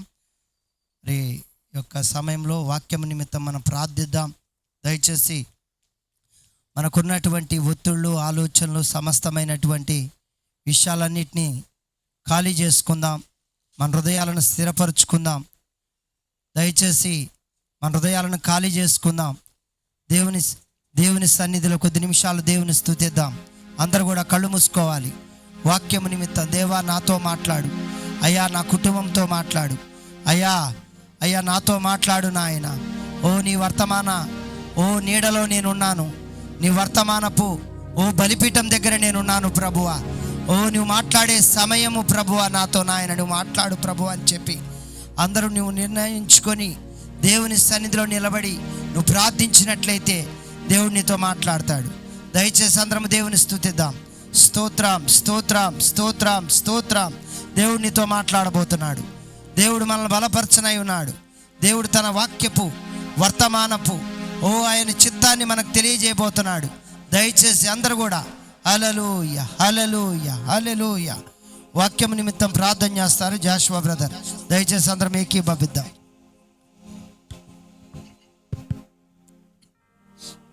ప్రార్థించుకుందాం. స్తోత్రములు, స్తోత్రములు, స్తోత్రములు, స్తోత్రములు దేవా, సర్వశక్తి కలిగిన తండ్రి, మా ప్రియ ప్రభువా, నీకు ఎనలేని స్తుతులు, స్తోత్రములు, స్తోత్రములు నాయన. నిత్యముగా ఈ యొక్క దినమునను నా తండ్రి నాయన మీరు ఏర్పాటు చేసిన దినమని మేము నమ్ముచున్నాము దేవా. నిత్యముగా ఇక్కడ నా తండ్రి మా ప్రియ సహోదరి నా తండ్రి కృపాకుమారి గారి యొక్క గృహము దగ్గర నాయన తండ్రి తన జీవితంలో నా తండ్రి నాయన ఆ 51 సునాద దినాన్ని నా తండ్రి నాయన ఓ దేవా ఈ దినముగా మీరు నిర్ణయించారని మేము నమ్ముతున్నాము నాయన. నీ సంఘం ఎదుట, సమాజం ఎదుట నా దేవా నాయన అదిగో నీ సన్నిధిలో సాక్ష్యం ఇవ్వటానికి నా తండ్రి నాయన నిత్యముగా ఈ దినము నాయన తను ఎంతో నా తండ్రి సంతోషముతో నా ప్రభువు నా ఎడల కార్యం చేశాడు అని నా తండ్రి నాయన ఆ యొక్క మేలులు మరిచిపోక నా తండ్రి నాయన నీ సన్నిధిలో సాక్ష్యం ఇవ్వటానికి నా తండ్రి నాయన మీరు నా తండ్రి యొక్క దినాన్ని ఏర్పాటు చేస్తున్నారని మేము నమ్ముచున్నాము నాయన. నిత్యముగా తన జీవితంలో నాయన అనేక శ్రమలలో నా తండ్రి నా ప్రభువా ఒక్కొక్క శ్రమని నాయన తన జీవితంలో అది ఉత్తీర్ణతగా మార్చుకొని నీ రాకడకు నా తండ్రి సిద్ధపాటు కలగడానికి నాయన తనకి మీరు చూపిన కృపను బట్టి నీకు స్తోత్రములు నాయన. నిత్యముగా నాయన ఇందాక సాక్ష్యంలో మేము విన్నాము నా ప్రభువా మతి స్థిమితముగా నాయన లేని సమయంలో కూడా నీ వాక్యమునే మాట్లాడి ఉన్నదని నాయన తను చెప్పి ఉన్నది నాయన. నిత్యముగా ఎందుకంటే తను వాక్యమై ఉన్నది కనుక నాయన జగత్తు పునాది వేయబడక మునిపే నీలో వాక్యముగా ఉన్నది కనుక నాయన ఆ వాక్యమును మరవలేకపోయింది నా ప్రభువా. నీకే స్తుతులు, స్తోత్రములు. తన కుటుంబముని దీవించండి నాయన.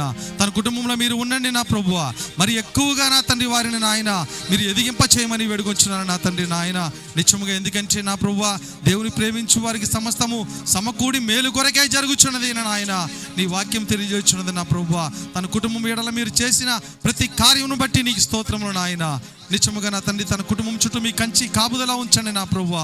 ఇంకను నా ప్రభువా మీ యొక్క రాకడ వరకు నా ప్రభువా మీరు మంచి సిద్ధపాటుతో నా తండ్రి నాయన తన జీవితంలో మీరు నాయన మీరు కట్టమని వేడుకొచ్చున్నాను నాయన. తన కుమార్తె యొక్క నా ప్రభు వివాహమును కూడా తండ్రి నాయన మీరు నాయన ఘనముగా జరిగించమని వేడుకొచ్చున్నాను తండ్రి. మీరే ఏర్పాటు చేయమని వేడుకొచ్చున్నాము నాయన. తన కుటుంబం చుట్టూ మీ కంచి కాపుదలా ఉంచండి. మీరు నా తండ్రి చెప్పబడిన సాక్ష్యమును మీరు దీవించండి. ఆ యొక్క సాక్ష్యము ద్వారా అనేక హృదయములు కదిలించే విధముగా నా ప్రభువా మీ యొక్క పరిశుద్ధాత్మ చేత మీరు నీరు పోయమని వేడుకొంచున్నాము నాయన. అదే విధముగా నా ప్రభువా ఈ సమయంలో నా తండ్రి నాయన మా నాయన ఇదిగో మా ప్రియ కాపరి నా ప్రభువా నీ వాక్యమును విత్తబోచుండగా నాయన ఇదిగో నా తండ్రి నాయన ఈ సమయంలో నీ కుమారుని మీరు నాయన ముట్టమని వేడుకొంచున్నాను. ఇక్కడ వచ్చిన ప్రతి ఒక్క తండ్రి నాయన ప్రతి ఒక్క వ్యక్తి యొక్క తండ్రి హృదయమును మీరు తాకమని వేడుకొచ్చున్నాను నాయన. నిత్యముగా నా తండ్రి నాయన ప్రభువా నీ వాక్యము పలికిన తోడని అక్కడ వెలుగు కలుగును అని నీ వాక్యం చెప్పుచున్నది. సమస్త నాయన చీకటిని కూడా యేసు క్రీస్తు నామములో ఇక్కడి నుంచి దూరపరచండి నాయన. తండ్రి యొక్క స్థలమును మీరు పరిశుద్ధపరచండి. మీ యొక్క సన్నిధిని ఇక్కడ అనుగ్రహించండి. ప్రతి ఒక్కరిని కూడా మీరు బలపరచమని వేడుకొచ్చున్నాం నాయన. నిత్యముగా నా తండ్రి నాయన ఇక్కడ మీరు ఉండి నా ప్రభువా మీ యొక్క సన్నిధిని మీ ప్రసన్నతను నా ప్రభువా ఇక్కడ మాకు అందరికీ అనుగ్రహించిన ఆయన నీ కుమారుని ద్వారా మీరు మా అందరితో కూడా మాట్లాడి మీరే మహిమ తెచ్చుకోమని ప్రభువైన యేసుక్రీస్తు నామమున ప్రార్థించి అడిగి వేడుకొంచున్నాము తండ్రి. ఆమేన్. దయచేసి అందరము అలా లేచి నిలబడి ఉండగా మరి అందరం ఒకసారి దేవుని స్తుతిద్దాం. మన ప్రియ దైవజనులు దేవుని సన్నిధికి నిలబడి వాక్యము విత్తులాగున మన హృదయాలతో దేవుడే మాట్లాడలాగున అందరము దేవుని స్తుతిద్దాం. హల్లెలూయా చెప్దాం. హల్లెలూయా. అందరు 2 చేతులు పైకెత్తి దేవుని స్తుతించాలి. హల్లెలూయా. ప్రియ దైవజనులను దేవుని సన్నిధికి ఆహ్వానించుకుందాం. హల్లెలూయా. మంచిది. మరి ఈ సమయంలో ఇప్పుడు వచ్చిన అందరికి కూడా యేసుక్రీస్తు నామములో వందనాలు తెలియజేస్తా ఉన్నా. మరి అందరం నిలబడి ఉండగానే దేవుని వాక్యాన్ని మనం చదువుకుందాం.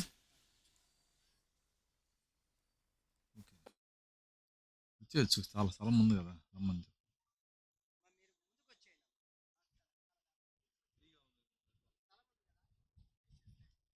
చైర్స్ ఉన్నాయా ఇంకా?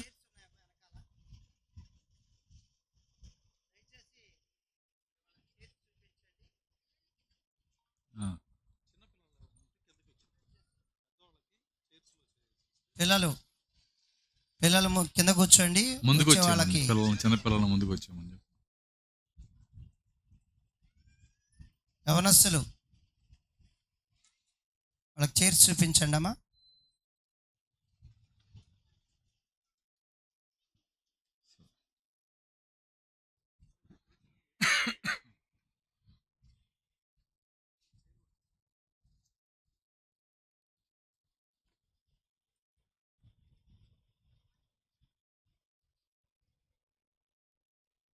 మంచిది, అందరం అలాగూ నిలబడగానే దేవుని వాక్యాన్ని చదువుకుందాం. పరిశుద్ధ గ్రంథంలో నుండి యోహాను సువార్త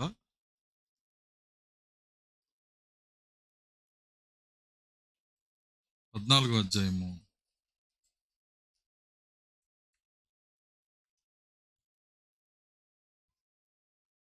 25వ వచనం నుంచి మనం చదువుకుందాం. 14వ అధ్యాయము 25వ వచనం నుంచి. నేను మీ వద్ద ఉండగానే ఈ మాటలు మీతో చెప్పి తిని, ఆదరణకర్త అనగా తండ్రి నా నామమున పంపబో పరిశుద్ధాత్మ సమస్తమును మీకు బోధించి నేను మీతో చెప్పిన సంగతులన్నిటినీ మీకు జ్ఞాపకం చేయను. శాంతిని మీకు అనుగ్రహించి వెళుచున్నాను, నా శాంతిని మీకు అనుగ్రహించున్నాను. లోకం ఇచ్చినట్లుగా నేను మీకు అనుగ్రహించట్లేదు. మీ హృదయములు కలవరపడనీయకుడి, వెరవనీయకుడి. దేవుడి తన వాక్యం దీవించును గాక. ప్రార్థించుకుందాం.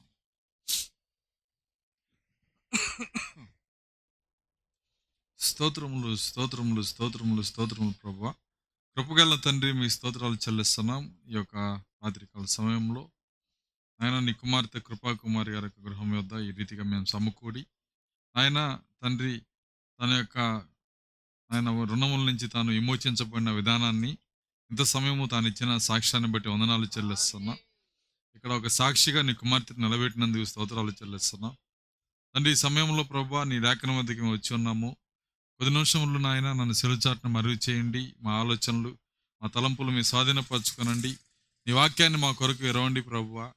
ఎందుకంటే నాయన లేఖనములు పరిశోధించుడి, వాటి యందు నిత్య జీవం ఉన్నదని చెప్పిన దేవుడు. ఈ లోకంలో దేనిలో నిత్య జీవం లేదు, కానీ లేఖనంలో నిత్య జీవం ఉన్నది ప్రభువా. మమ్మల్ని లేఖన విశ్వాసులుగా, వాక్య విశ్వాసులుగా మమ్మల్ని చేయమని ప్రార్థిస్తున్నాం. తండ్రి నిత్యంగా నీ కుమార్తె వాక్యం ముందు విశ్వాసం ఉంచి ఆయన తండ్రి నీ ఈ యొక్క గొప్ప విజయాన్ని ఆమె పొందుకున్నది ప్రభువా. తన సాక్ష్యాన్ని కూడా మీరు ముద్రించండి. ఈ సమయం ముందు నన్ను సిలుచాటును మరుగు చేసి మీరే మాట్లాడి మీ నామానికి మహిమ తెచ్చుకోమని ఆయన వినుచున్న నీ బిడ్డల హృదయాల్లో నీ అభిషేకము దయచేయండి. నా హృదయంలో నీకు అభిషేకం ఇచ్చి మీరే మాట్లాడమని యేసుక్రీస్తు నామములో ప్రార్థించి వేడుకొంచున్నాము తండ్రి. ఆమేన్. కూర్చుంది.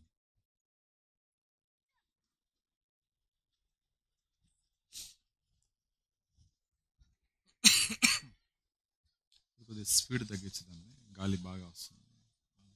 అది కట్టేసాము, కాసేపు చల్లగానే ఉంది, కట్టేసాము. ఆఫ్ చేసి కాసేపు ఆఫ్ చేసి. Okay, sound okay. సో మంచిది. మరి సమయము 9 దాటింది. మరి ఎక్కువ సమయం నేను తీసుకోను. ఒక 40 నిమిషాలు 45 నిమిషాలు దేవుని వాక్యం మనం చూద్దాం. మరి చక్కని సాక్ష్యాన్ని మనం విన్నాము. నిజంగా మరి సహోదరి ఆమె యొక్క స్థితి కన్నా చాలా మించినటువంటి ఒక మరి పరిస్థితుల్ని దేవుడు జయింపజేశాడు ఆయన. ఒక విధంగా చూస్తే తన అప్పులు గొలియాతులాగా ఉన్నాయి, తను దావీదులాగా ఉంది ఆమె. ఎందుకంటే మరి 13 లక్షల అప్పు, 2 రూపాయలు వడ్డీ వేసుకున్నా 26,000 కట్టాలి. మరి ఆమె సంపాదించేది నెలకు 10,000 అయితే, అది 20,000 అయితే ఎన్ని సంవత్సరాలు తీరతా? మీరు కూర్చొని ఇంటి దగ్గర లెక్కేసుకోండి. మనం వడ్డీ కడతామే, మన వల్ల కాదు. అంతగా పెరిగిపోయినటువంటి మరి అది పోనీ ఆమె తిని, లేకపోతే ఆమె ఏదో పెళ్లి చేసి చేసింది కాదు. ఆమె మోసపోయి మరి ఆ విధంగా జరిగిన కార్యాన్ని అయినప్పటికీ దేవుడు మరి ఆమె పక్షాన ఉండి ఆదరణకర్తగా ఉండి, ఇందాక లేఖనం మనం చదివే మూలవాక్యంలో ఏమనుంది? ఆయన పేరు ఆదరణకర్త అంట. చూడండి, మన దేవునికి ఉన్న పేర్లు మరో దేవునికి మనం చూడలేం. నిజమేనా? ఈ పేరు ఉన్న దేవుడిని ఒకరిని చూపించండి నాకు. ఎందుకంటే ఈ లోకం అంతా వెళ్ళండి, ఆఫ్రికాకి వెళ్ళండి, లేకపోతే ఒక చోట కాదు. కాబట్టి యేసుక్రీస్తు ఎందుకు ఈ ప్రపంచంలో అందరి దగ్గరికి, ప్రతి హృదయంలోకి వెళ్ళగలుగుతున్నాడంటే ఆయన నిజమైన దేవుడు గనకే. ఆయన ఆయన మరి ఆయన యొక్క గుణలక్షణాలు, ఆయన యొక్క క్యారెక్టర్స్ మనం చూసినప్పుడు చాలా అద్భుతమైన గుణలక్షణాలు ఆయన కలిగి ఉన్నాడు. మరి ఆయన పేరుని మనం చదివిన మూలవాక్యంలో చెబుతున్నాడు. ఆయన ఏంటి ఆయన పేరు అంటే ఆదరణకర్త, కంఫర్టర్. ఇంగ్లీష్లో కంఫర్టర్ అని రాశారు అక్కడ. ఆయన ఆయన మాత్రమే ఆదరణకర్త. ఆయన ఇంకెవరు మనల్ని ఆదరించలేరు. ఆదరించగలిగిన శక్తి ఎవరికి లేదు. మనం అనుకుంటాము మరి చాలా గొప్ప గొప్ప వ్యక్తులు ఉన్నారు, వీళ్ళు నాకు ఎందుకు సహాయం చేయట్లేదని.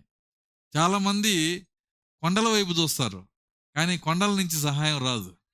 అందుకే బైబిల్ ఏం చెబుతుందంటే, కొండల వైపు నా కన్నులు ఎత్తుచున్నాను, నాకు సహాయం ఎక్కడి నుంచి వచ్చును, యెహోవా వల్లనే నాకు సహాయము కలుగును. సహాయము చేయువాడు ఆయన మాత్రమే. వాటి కన్నులు ఎక్కడి నుంచి తీసేయాలి?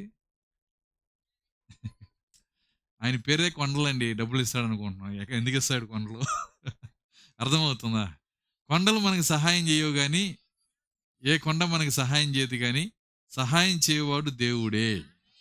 అందుకే ఆయన పేరు పెట్టుకుంటున్నాడు ఏమంటే ఆదరణకర్త, రక్షకుడు, విమోచకుడు. వింటున్నారా? ఇవన్నీ కూడా మరి ఆయన చాలా గొప్ప మరి గుణలక్షణాలు. ఆయన గుణలక్షణాలు ఆయన పేర్లు అయినాయి అక్కడ. మరి ఈరోజు మనం చూసిన పేరు ఏంటంటే, ఒక చిన్న పేరు, ఆదరణకర్త. మరి ఆయన ఆదరణకర్త అని ఎందుకు ఆయన పిలువబడుతున్నాడంటే, ఎవరి జీవితంలోనైనా ఆయన ఆదరించగలిగిన దేవుడు ఆయన. దేవుని స్తోత్రం, హల్లెలూయా. కాబట్టి మనము గనక ఆదరణకర్తను ఆహ్వానించినట్లయితే, చాలామంది ఈరోజు మనం చూసినట్లయితే మరి దేవుడు ఆదరణకర్త, కానీ ఆయన ఆహ్వానించే వాళ్ళు చాలా తక్కువ మంది ఉంటారు. అందుకే ఒక పాట రాశాడు భక్తుడు, అవని అంత ఆయనదే అయినా స్థలమేది, ప్రతివానికి హృదయం ఉంది యేసుకు చోటేదని రాశాడు. అవని అంతా అయిందే అంటే భూమి అంతా అయిందే, కానీ ఆయనకి స్థలం లేదంట. నాకు ఆయన పుట్టేటప్పుడు కనీసము ఆయనకి ఇంట్లో ఒక రూమ్ ఇవ్వలేకపోయారు. నిజమేనా? ప్రతి ఇంటికి వెళ్ళి ఏసేపు తలుపు కొడుతుంటే కనీసము మరి ఆయన పుడుతున్నప్పుడు ఒక రూమ్ ఆయనకి దొరకలా. అయితే ఆయనకి ఏం దొరికింది? పశువుల పాక ఆయనకి ఇచ్చారు. ఇగో పోయి మరి ఆ పశువుల పాకలో ఉన్నానని. ఆయన కృపగలిగిన దేవుడు అందులోకి వెళ్ళాడు ఆయన. ఈరోజు ఎవరు ఆహ్వానించకపోయినా పశువుల పాక లాంటి హృదయం కలిగిన అందులోకి వస్తాడు ఆయన. ఆమె చెప్పగలరా? నీ హృదయం పశువుల పాకలాగా ఉండొచ్చు, లోకం నిన్ను అసహించుకోవచ్చు, అయినప్పటికి కూడా అందులోకి కూడా రావడానికి ఇష్టపడుతున్నాడు ఆయన. సర్వశక్తి గల దేవుడు, లోకాన్ని సృష్టించిన దేవుడు, రాజులకు రాజు, ప్రభువులకు ప్రభువు, పశువుల పాకలో పుట్టాడు ఆయన. ఎక్కడికి ఆహ్వానం ఉందో అక్కడికి వెళ్ళే దేవుడు ఆయన. ఆమె చెప్పగలరా?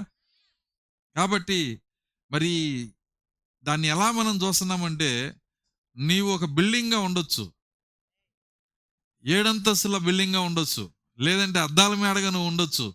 నువ్వు ఎట్లాంటి గొప్ప స్థితిలో ఉన్నా అది లెక్కలోకి లేదు. కానీ నీవు ఒక పశువుల పాకమైనా యేసును ఆహ్వానించినట్లయితే ఆయన నీ లోపలికి రావడానికి ఇష్టపడుతున్నాడు ఆయన. మన గొప్పతనము మనమున్న స్థితిలో లేదు, ఆయన ఆహ్వానించడంలోనే ఉంది.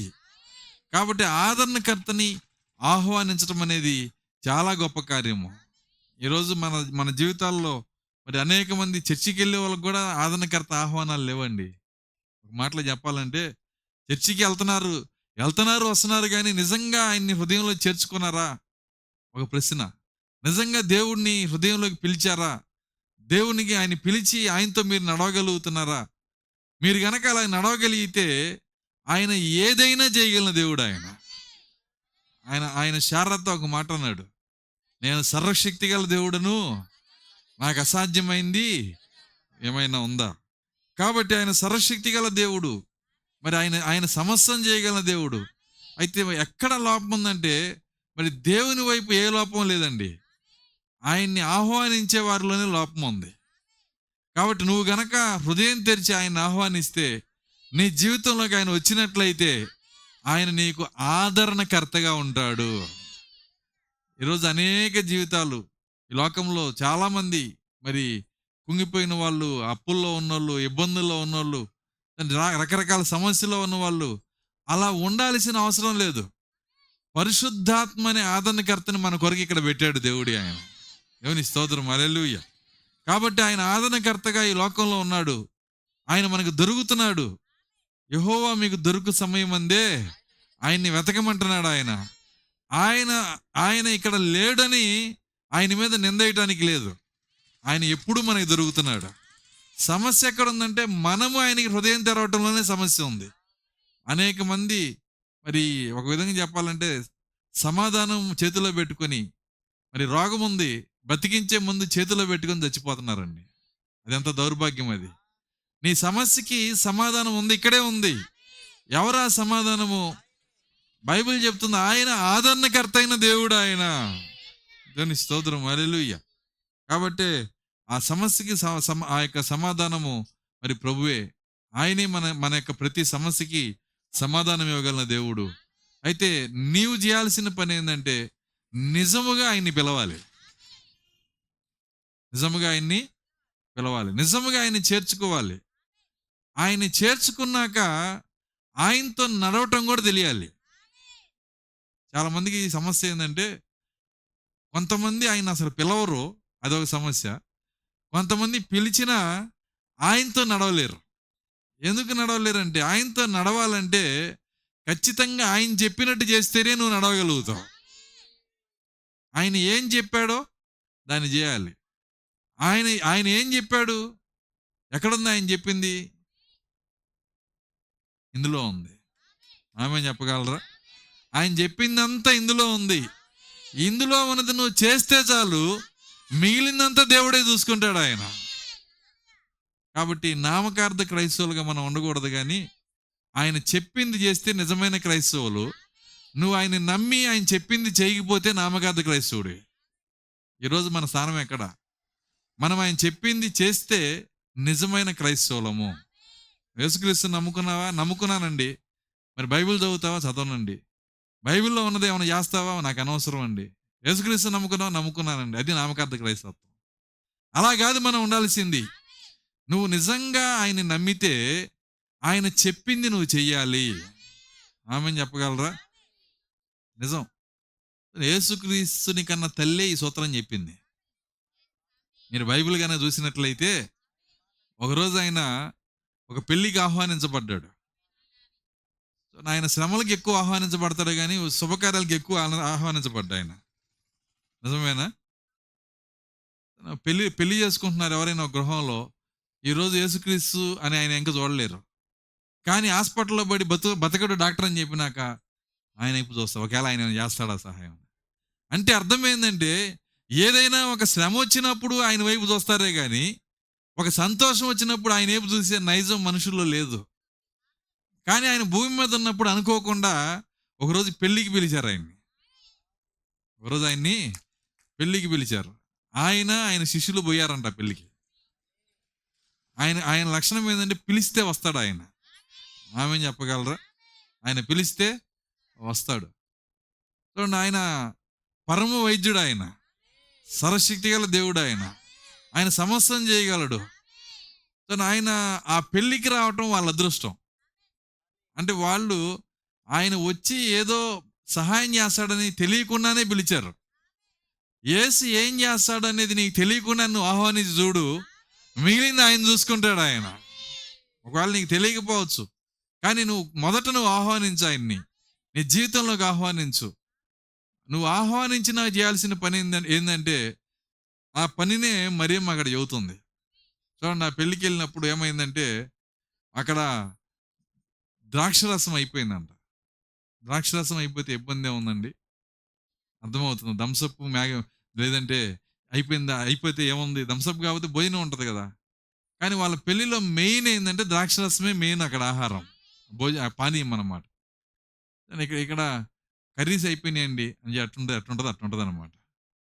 అన్నం మాత్రమే ఉంది. పర్వాలేదు పెట్టండి అందరికీ తెల్లన్నం. అర్థమవుతుందా ఏమైంది? ఆ పెళ్ళి అందరికీ తెల్లన్నం పోసి ఎవడు కలపడానికి చెయ్యి పెట్టాడు అక్కడ. ఎందుకని? చూస్తూ ఉంటారు, అటు చూస్తారు ఇటు చూస్తారు. ఆయన వడ్డించే వాళ్ళు అన్నారు ఏం లేదండి కర్రీస్ అయిపోయింది, తినండి. తింటారా? వాళ్ళ పరిస్థితి కూడా అదే. అక్కడ మెయిన్ ఆహారం ఏంటంటే ద్రాక్షరసము. కాబట్టి ఆ ద్రాక్షరసం అయిపోయినప్పుడు మరి అక్కడ జరిగిన కార్యం ఏంటంటే మరి అందరూ మాట్లాడుకుంటున్నారు, అది అవమానం. ఒక భోజనంలో కర్రీస్ అయిపోతే ఎట్లా బాధగా ఉంటుందో వాళ్ళకు కూడా అట్లా అది గొప్ప గొప్ప వాళ్ళు వచ్చారు, అది వివాహము, మరి చాలా ప్రాముఖ్యమైన సమయము. ఆ సమయంలో అలాంటి మరి అవమానకరమైన సమయంలో ఏం చెయ్యాలి అని అనుకుంటున్న సమయంలో ఆ వార్త మరియమ్మకి తెలిసినప్పుడు, ఎందుకంటే పిలిచిన వాళ్ళు ఎవరో బంధువులు అయి ఉంటారుగా, అంతేనా? పెళ్ళికి పిలిచిన వాళ్ళు ఎవరో బంధువులే. కాబట్టి ఆ వార్త మరియమ్మకి తెలిసినప్పుడు మరి ఆమె ఏం చేసిందంటే చిన్నగా యేసుక్రీస్తు దగ్గరికి వెళ్ళి ఆయన చెవిలో చెప్పింది, అయ్యా ఇక్కడ ద్రాక్షరసము అయిపోయింది. ఎందుకు చెప్పిందంటే చెప్పాల్సిన ఆయన చెప్పింది. మనం ఏం చేస్తామంటే ఎవరికి చెప్పాలో ఆయన ఒక్కడికే చెప్పకుండా అందరికీ చెబుతాం. అర్థం కాదు. నీకు ఎవరు సహాయం చేయగలరో ఆయనకి చెప్తే నీకు సహాయం వస్తుంది. కానీ మనం ఆయన ఒక్కడిని మినహాయించి దొరికిన వాళ్ళందరికీ చెబుతాం. వాళ్ళు ఏం చేస్తారంటే పాపం వింటారు వాళ్ళు కూడా, ఇన్ని తర్వాత ఇంట్లో జెండు బాము పని చెబుతారు. ఏం చేస్తారు? తలకి జెండు బాము పోసుకొని ఏంది తలనొప్పుకొని చెప్పు నో చెప్పింది బరువు ఎక్కిపోతారు అన్నమాట. సహాయం చేస్తారా? విడుదల చేయగలరా? ఎవ్వరు చేయలేరు. అలాంటి స్థితిలో సహాయం చేసే ఎవరున్నారంటే ఒకే ఒక ఆయన ఉన్నాడు, ఆయన పేరు ఆదరణకర్త. ఇప్పుడు ఆ పెళ్ళికి ఎవరు వెళ్ళారు? ఆదరణకర్త వెళ్ళాడు. దేవుని స్తోత్రం, హల్లెలూయా. చూడండి, ఆయన ఆదరణకర్త అక్కడ ఉన్నప్పుడు ఆ పెళ్లిలో ఏ లోటు ఉండదు, ఖచ్చితంగా వచ్చినా ఉండదు. ఎందుకంటే ఆదరణకర్త అక్కడ ఉన్నాడు, ఆయన ఆదరిస్తాడు.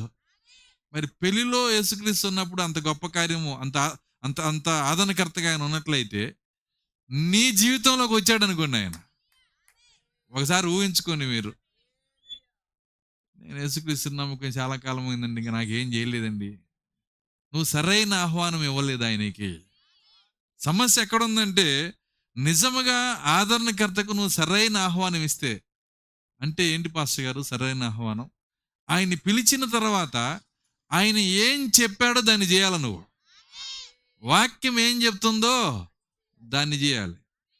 నువ్వు దాన్ని చేయకుండా నువ్వు ఆయన్ని ఊరక పిలిస్తే ఆయన వస్తాడు, వెళ్ళిపోతాడు, అంతే. కాబట్టి అలాగూ మనం ఆయన్ని ఆహ్వానించడం కాదు. కానీ ఈ రాత్రి కూడికలో ఒకవేళ యేసుక్రీస్తు నీ జీవితంలోకి రావాలని చెప్పి నువ్వు అనుకుంటే నువ్వు తర్వాత ఒక మాట ఇవ్వాలి దేవునికి.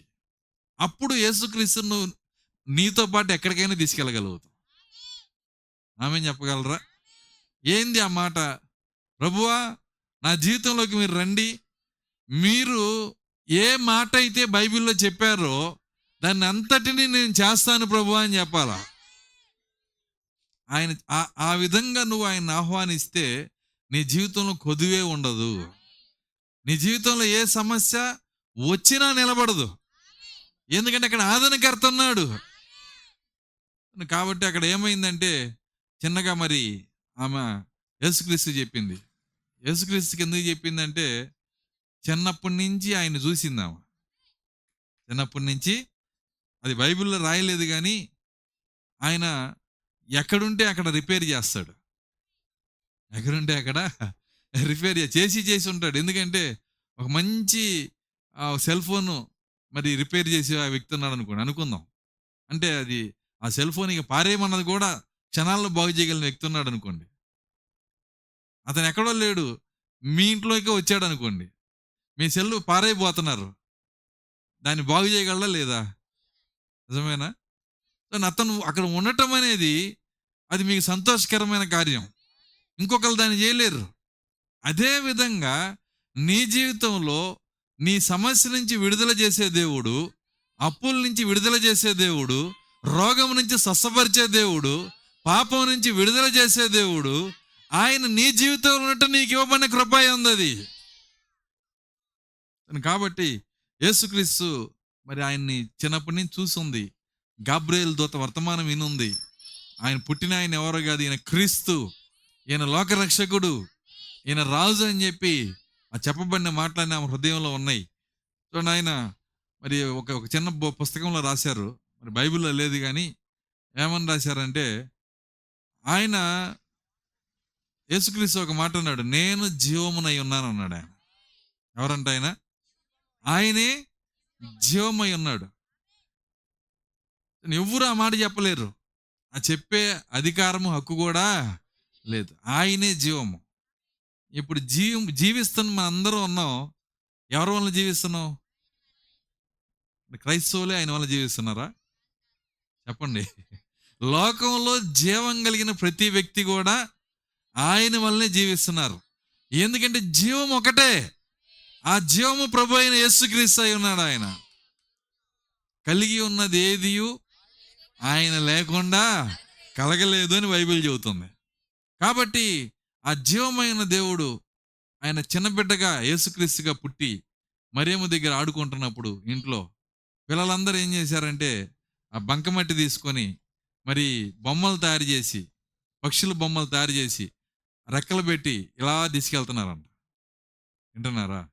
అప్పుడు యేసుక్రీస్తు కూడా ఏం చేశారంటే ఆయన కూడా కొంత మట్టి తీసుకొని, వింటున్నారా, ఆ మట్టి తీసుకొని దాన్ని కూడా ఒక పక్షిగా తయారు చేశాడు. మరియమ్మ చూస్తుంది, బాగా చేశాడు, పర్ఫెక్ట్గా చేశాడు ఆయన. ఎందుకని? అసలు ఆ పక్షిని నిర్మించిందే ఆయన.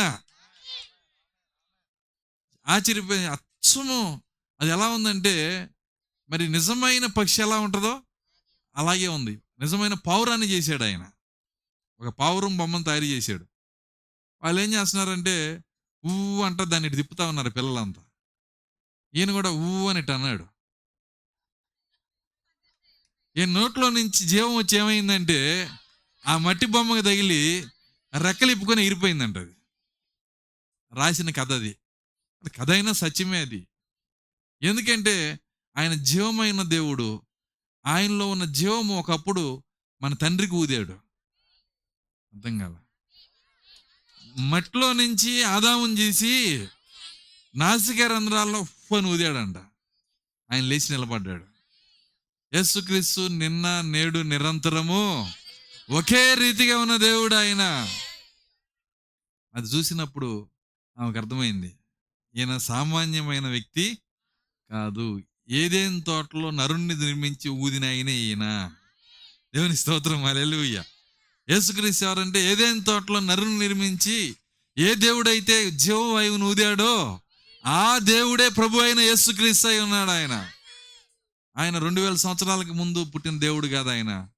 ఆయన అసలు మానవ జాతి పుట్టక ముందే ఉన్న దేవుడు ఆయన. మానవ జాతిని పుట్టించిన దేవుడు ఆయన. మానవులు తయారు చేసిన దేవుడు కాదు, మానవుణ్ణి తయారు చేసిన దేవుడు ఆయన. మానవులు తయారు చేసిన దేవుడు చాలా మంది ఉన్నారు, కానీ మానవుణ్ణి తయారు చేసిన దేవుడు ఒక్కడే ఉన్నాడు. దేవుని స్తోత్రం, హల్లెలూయా. కాబట్టి బైబిల్ ఏమంటుందంటే, మరి కలిగి ఉన్నది ఏది ఆయన లేకుండా కలగలేదు. సమస్తం సృష్టించింది ఆయనే. కాబట్టి అలాంటి గొప్ప యెహోవా యేసుక్రీస్తు రూపంలో పెళ్లికి వచ్చాడు. వింటున్నారా? నా పెళ్లికి వచ్చినప్పుడు అక్కడ మరి ఆదరణకర్త ఆ పెళ్లిలో ఉన్నప్పుడు ఆదరణకర్తే ఉండగా ఇంకా ఆదరణ కొదవేమైంది? కొదువు ఉంటుందా? ఇక నీకు ఆదరణకర్తే నీ ఇంట్లో ఉన్నాడు, ఇక ఆదరణ కొదువు నీకు లేనే లేదు. కాబట్టి ఆ పెళ్లిలో ఆమె ఏం చెప్పిందంటే, అయ్యా మనం పెళ్లికి వచ్చాము, ద్రాక్షరసం అయిపోయింది. పెళ్లి కొడుకు తల్లి కన్నీళ్ళు పెట్టుకొని ఏడుస్తుంది. మరి ఆ బంధువులు అంతగా వాళ్ళ అవమానం అని చెప్పి బాధపడతా ఉన్నారు. దీని సంగతి ఏదో ఒకటి మీరే చేయాలి, ఎందుకంటే నువ్వు ఆదరణకర్తవి గనక. వింటున్నారా?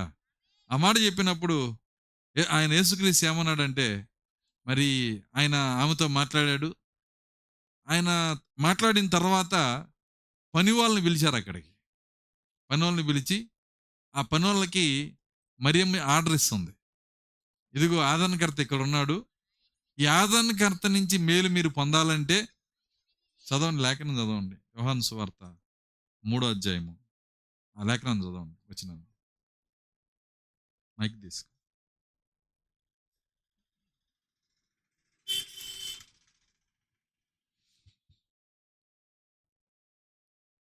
ఆయన తల్లి ఆ, పరిచారకులను చూచి ఆయన తల్లి పరిచారకులను చూచి ఆయన మీతో చెప్పున్నది ఆ, చేయుడనెను. ఆయన మీతో చెప్పున్నది చేయుడి. మీకు ఆదరణ కావాలా? మీకు అవమానించి బయటికి రావాలా? శ్రమ నుంచి మీరు బయటికి రావాలా? ఇబ్బంది నుంచి మీరు బయటికి రావాలా? మీరు చేయాల్సిన పని ఒకటే, ఆయన మీతో చెప్పున్నది చేయండి. ఎంతమంది ఈ సూత్రానికి ఒప్పుకుంటారు? యేసుక్రీస్తు నిజంగా మీకు కావాలంటే ఈ సూత్రాన్ని మీరు ఒప్పుకొని తీరాల్సిందే. ఆయన చెప్పింది కష్టమైనా ఇబ్బంది అయినా నువ్వు దాన్ని చేస్తే, ఆయన మాటకి లోబడితే, మాటకి లోబడిన వాళ్ళకి ఇచ్చే దీవెన మెండుగా ఉంటుంది. వాళ్ళు నిజమైన క్రైస్తవులు అయి ఉంటారు. వాళ్ళు నామకార్థ క్రైస్తవులు కాదు. వాళ్ళ సొంత మనసు తీసేయాలా. నువ్వు ఆయన్ని అమ్మడించాలంటే మొదట ఏం చేయాలంటే, నువ్వు నీకున్న సొంత మనసుని తీసేయాలి. నీ సొంత ఆలోచనలు తీసేయాలి. నిన్ను నువ్వు ఖాళీ చేసుకోవాలి. అప్పుడే ఆహ్వానించబడిన ఆదరణకర్త నీతో నడవగలడు. అది అంత ఈజీ కాదు సొంత మనసుని తీసేయటం అంటే. వింటున్నారా? చాలా కష్టం. సొంత మనసు తీసేయాలంటే చాలా కష్టం అండి. చూడండి, ఇక్కడ ఆ పని వాళ్ళకి ఆమె ఆర్డర్ ఇచ్చింది. మీరు ఆయన మీతో చెప్పింది చేయండి. ఏం చెప్తారు అని ఎదురు చూశారు. యేసుక్రీస్తు అన్నాడు, ఇక్కడ ఎన్ని బాణలు ఉన్నాయి అన్నాడు. ఆయన మీకు కలిగింది ఏంటి, ఈ పెళ్లిలో ఉన్నది ఏంటి అని అడిగాడు. 6 రాతి బాణలు ఉన్నాయి, ఇంత ఎత్తు ఉన్నాయి అన్నాడు. ఉన్నాయా ద్రాక్షరసం? అందులో మొత్తం ఖాళీ అయిపోయింది, అందుకే నేను అడుగుతున్నాను. సరే, ఒక పని చేయి, ఇంట్లో బావి ఉందా? ఉంది.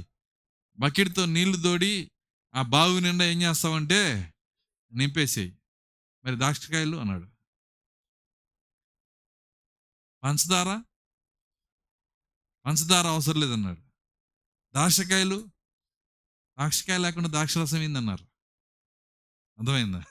ద్రాక్షకాయ లేకుండా ద్రాక్షరసం ఎట్ట చేస్తావు నువ్వు? మీరేదో ద్రాక్షరసం ఎక్స్పర్ట్ అనుకొని మేము మీకు కాయలతో చేస్తారనుకుంటే ద్రాక్షకాయలు వద్దంటాడు, పంచదార వద్దంటాడు, అందులో ఏమి కలపాల్సిన అవసరం లేదంటాడు, ఒట్టి నీళ్ళు పోస్తున్నాడు. వాళ్ళకి ఆ మైండ్కి ఎలా ఉందంటే అది అసలు వాళ్ళు అర్థం చేసుకోలేనట్టుగా ఉంది. అంటారా? కాసేపు ముగిస్తాను నేను. ఇంకొక పావుగంట, నేను చెప్పిన టైంకి ఇంకో పావుగంట ఉంది. 45 నిమిషాలకి అరగంట అయిపోయింది ఇప్పటికి. జస్ట్ పెళ్ళి ఎంట్రన్స్లోకి వెళ్ళాం. అర్థమవుతుందా? చూడండి, అక్కడ మరి ఆయన చెప్పిన మాటని వాళ్ళు అర్థం చేసుకోలేకపోయారు. నీళ్లు నింపి మరి సమస్య అట్ట తీరిద్ది. నీళ్లు నింపితే దాని కొరకు ఏదన్నా చెయ్యాలి కదా, అందరిని పోయి అడగాలి కదా. అప్పు తీరాలంటే ఏదో ఒకటి చెయ్యాలి కదా. ఏం చెయ్యొద్దు, నీళ్లు నింపిపెట్టు, అక్కడ కన్నీళ్లు నింపిపెట్టు, గుడిలో ప్రార్థన చేసి పెట్టు. దేవుని స్తోత్రం, హల్లెలూయా. నమ్ముట నీ వలనైతే నమ్మువానికి సమస్తము సాధ్యమే. నేను 2 కలిపి మాట్లాడుతున్నా, మీరు అర్థం చేసుకుంటే. చూడండి, నీళ్లు నింపి పెట్టమన్నాడు. ప్రార్థన అనే పాత్రను నింపిపెట్టు, మిగిలింది దేవుడు చూసుకుంటాడు. నా మాట చెప్పినప్పుడు మరి ఆ నీళ్లు నింపి పెట్టారు పనోళ్ళు. అయితే ఈ పనోళ్ళు ఆయన చెప్పింది చేసేవాళ్ళు దొరికారు ఆయనకి. ఈ అద్భుతం జరగడానికి కారణం ఏంటంటే ఆయన ఏం చెప్పాడో దాన్ని చేసేవాళ్ళు దొరికారు అక్కడ. దేవుని స్తోత్రం, హల్లెలూయా. ఒకరోజు ఎలీషాలో ఉండి దేవుడు వస్తున్నాడు, ఏలియాలో ఉండి దేవుడు వస్తున్నాడు. వస్తున్నప్పుడు మరి అక్కడ ఏలియా అంటున్నాడు, అయ్యా కెరూతు వాగు ఎండిపోయింది, మరి తినటానికి తిండి లేదు, మరి ఏమీ లేదు, మా పరిస్థితి ఏంటి? ఇంకా కరువు చాలా సంవత్సరాలు ఉంది, 3.5 సంవత్సరాల కరువు ఉంది, ఏం తినాలన్నప్పుడు నీ కోసం నేను ఒక వెధవరాలికి నేను ఆజ్ఞాపించాను అన్నాడు ఆయన. ఏం చేశాడంట? విధవరాలకు ఆజ్ఞాపించా అన్నప్పుడు మరి ఆయన అడిగాడు, ఆమె ఏ ఊరి ప్రెసిడెంట్ అన్నాడు ఆయన. ఏ ఊరికి ఆమె ప్రెసిడెంట్? మరి ఆమె ఏమన్నా బహుశా మరి ఆమె ఏమన్నా జమీందారా? దేవుడు అంటున్నాడు, జమీందారు కాదు, ఏ ఊరికి ప్రెసిడెంట్ కాదు, ఆమె దగ్గర తినడానికి తిండి లేదు. ఆమెకి ఆమె కొడుక్కి ఒక్క రొట్టె ఉంది, 2 రొట్టెలు లేవు. ఎంత ఉందంట? ఒక్క రొట్టె ఉందంట. ఆమెతో వెళ్ళి నువ్వు కూడా పంచుకో. దేవుడు చెప్పాడు, ఆమెతో పోయి నువ్వు కూడా పంచుకో. అంటే ఆ రొట్టె ముగ్గురు తినమంటారా అన్నాడు. లేదు, మొత్తం నువ్వే అడుగు అన్నాడు. ఏం చెప్పాడు ఆయన? ఉన్నదంతా నువ్వే అడుగు, అడిగితే ఇచ్చిద్దో లేదో. ఇస్తే నా మాట విన్నట్టు, ఇవ్వకపోతే నా మాట విననట్టు. నా మాట వింటే నేను దీవిస్తా, దీని ప్రకారం చేస్తే నేను దీవిస్తా, దీని ప్రకారం చేయకపోతే నామకార్థ క్రైస్తవులు. అర్థమైందని నేను చెప్పింది. నువ్వు నిజమైన క్రైస్తవుడు అయితే, క్రైస్తవురాలు అయితే, ఇందులో ఏముందో దాని ప్రకారం జీవించటానికి నిన్ను నీవు జాగ్రత్త పడితే ఆ దేవుడు నీకు అన్యాయం చేసే దేవుడు కాదు. ఖచ్చితంగా నీతో నడిచే దేవుడు, నిన్ను విడిపించే దేవుడు, నిన్ను స్వస్థపరిచే దేవుడు. అయితే అనేక మంది ఎందుకు పొందుకోవట్లేదంటే యేసుక్రీస్తుని నమ్ముతారు కానీ ఇందులో ఉన్న మాట ప్రకారం చేయరు. కానీ మరేమేమంది? ఆయన చెప్పింది మీరు చేస్తే మీరు కార్యాన్ని చూస్తారు. ఇక్కడ దేవుడు అంటున్నాడు, పో వెళ్ళి ఆ రొట్టెను అడుగుపో అంటున్నాడు. వింటున్నారా? చెప్పినట్టే ఆయన మరి మరి ఆమెకు ఎదురెళ్ళాడు. వెళ్ళినప్పుడు వందనాలు చెప్పాడు. ఆమె అంటుంది, మీకెట్ట తెలుసయ్యా వందనాలు చెబుతున్నావు? నేను క్రైస్తవురాలనని, దేవుడిని నమ్ముకున్నానని నా దేవుడు చెప్పాడు. చూడండి, ఇద్దరు మాట్లాడుకున్న తర్వాత ఆమె చెబుతుంది, మరి మీ ఇంటికి నేను వస్తాను, నేను భోజనం చేస్తాను అన్నప్పుడు మా ఇంట్లో ఒక్క ముద్దే ఉంది. ఎంత ఉందండి? ఒక్క ముద్దే ఉంది. అది తిని ఇక మేము చచ్చిపోవటం అంతే. ఇందా సహోదరి చెప్పినట్టుగా. అర్థమవుతుందా? ఇక మరణమే. కానీ ఆమె ఇంటికి ఆదరణకర్త సేవకుల్లో నుంచి వచ్చాడు అక్కడ. దేవుని స్తోత్రం, హల్లెలూయా. ఏలియాలో దేవుడు ఉన్నాడు, అందుకే ఆమె ఇంటికి ఆదరణకర్త సేవకుల్లో నుంచి వచ్చాడు. మీకు తెలిసే ఏలియా రాలేదు అక్కడికి, ఏలియాతో పాటు దేవుడు వచ్చాడు. ఇక్కడ దేవుని పిల్లలు రాలా, వాళ్ళతో పాటు దేవుడు వచ్చాడు. దేవుని స్తోత్రం, హల్లెలూయా. చూడండి, అక్కడ ఎప్పుడైతే మరి ఆ మాట ఆమె అనిందో ఆయన అంటున్నాడు, మీ ఇద్దరు తిని చచ్చిపోదాం అనుకుంటున్నారా? సరే, ఆ పని చేయండి, అది నాకు ఇచ్చేసేయండి అన్నాడు. అది నాకు ఇవ్వండి. ఆమెనుకున్నా, అసలుకే చచ్చేంత కరువులో మేముంటే అది కూడా ఇవ్వమంటున్నాడంటే అసలు ఈయన ఎట్లాంటి పాస్టర్ అయి ఉంటాడు? ఈయన ఇంత కఠినమైన పాస్టర్ బైబిల్లో దొరకండి నీకు. కానీ ఆయన ఎందుకు కఠినుడిగా ఉన్నాడంటే అది దేవుని మాట గనక. ఆ మాటకి లోబడటం వల్ల వెనక దేవుని ఉంది. ఈ బైబిల్ వాక్యంలో నువ్వు నిలబడటం వల్ల వెనకాల ఆశీర్వాదం ఉంది, విజయం ఉంది. దాని దగ్గరికి నేను బాను, నాకు యేసయ్యే దేవుడు అని చెబితే కుదరదండి. అర్థమవుతుంది? చాలామంది ఇలా నామకార్థ క్రైస్తవులుగా యేసుక్రీస్తు యొక్క శక్తి లేకుండా అనేక మంది మరి వాళ్ళు అపజయం పాలు పొంది మరి దేవునికి అవమానం తీసుకొస్తా ఉన్నారు. నువ్వు విజయం వచ్చి దేవునికి మహిమ తేవాలంటే నువ్వు చేయాల్సిన పని ఒకటే. నా సహోదరు చెప్తుంది, ఆమెకి 50 అంటే కూడా అర్థం తెలుసు. వింటుంది, వాక్యం వింటుంది. దేవుడు కూడా 50తోనే మాట్లాడాడు ఆయన. మీరు బైబిల్ చదవండి, 50 సునాద సంవత్సరం, 50 విడుదల సంవత్సరం. 50 వచ్చిందంటే నీకు విడుదల అక్కడ. ఒక వాక్యం తెలుసు కాబట్టి ఆమె చక్కగా దాని ప్రకారం నమ్మింది, విశ్వసించింది. నేను దీన్ని చదవనండి, యేసయ్య నా దేవుడు అంటే ఎక్కడ నీకు విజయం వస్తుంది? కాబట్టి మొదట నామకార్థ క్రైస్తవత్వాన్ని జయించాలి మనము.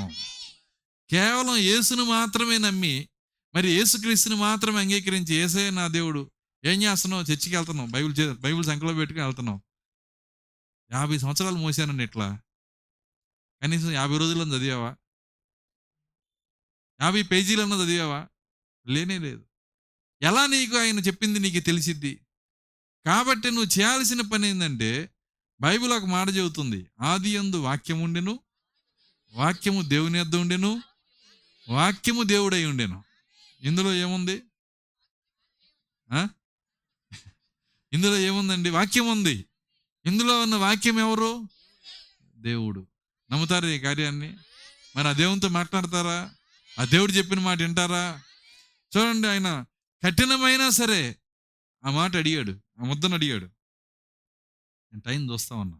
సరే చూడండి, ఆ మాట అడిగినప్పుడు ఆమె ధైర్యం తెచ్చుకొని దేవుని మాటకి లోబడి ఉన్న ఆ ఒక్క చపాతీని ఏలియా ప్లేట్లో పెట్టి, వింటున్నారా, ఆయన తినేదాకా మరి ఆయనకి పరిచర్య చేసి అక్కడే కూర్చొని ఆమె అనుకుంటుంది, చివరి చపాతీ తిని చనిపోదాం అనుకున్నాం, నేను తిన్న చివరి చపాతీ నిన్నే అయిపోయింది అనుకుంది. అర్థం కాదు. నేను తిన్నది ఈరోజు చపాతీ నాకు చివరిది అనుకున్నాను, కానీ నేను తిన్న చివరి చపాతీ రాత్రి అయిపోయింది, ఇక నా జీవితంలో చపాతీ ఆహారం లేదనుకుంది. కానీ దేవుడు ఎంత గొప్ప కార్యం చేశాడు తెలుసా? మాట ఇచ్చిన దేవుడు నమ్మదగిన దేవుడు. ఆయన మాటకు నువ్వు నమ్మగలిగితే, ఆయన మాటను నువ్వు చేయగలిగితే, ఆయన ఆశ్చర్యకరుడై ఉన్నాడు, ఆయన ఆలోచనకర్త అయి ఉన్నాడు, ఆయన ఆదరణకర్త అయి ఉన్నాడు ఆయన. దేవుని స్తోత్రం, హల్లెలూయా. కాబట్టి మరి తర్వాత ఆయన మొత్తం తినేసి చేయగడుకున్నాక అన్నాడు, అమ్మా నీకు ఒక 4, మరి నీ కుమారుడు నువ్వు ఒక 6, కుమారుడు ఒక 6, ఒక డజన్ చపాతీలు వేసుకురమ్మా అన్నాడు. నాకు కూడా ఒకటి ఆకలి తీరలేదు, ఇంకొక 4-5 వేసుకురా అన్నాడు. అయ్యా, ఉన్న పిండి నీకు పెట్టాగా, పోయి చూడు. వెళ్ళి చూస్తే కొండ నిండా పిండి ఉంది, బుడ్డి నిండా నూనె ఉంది.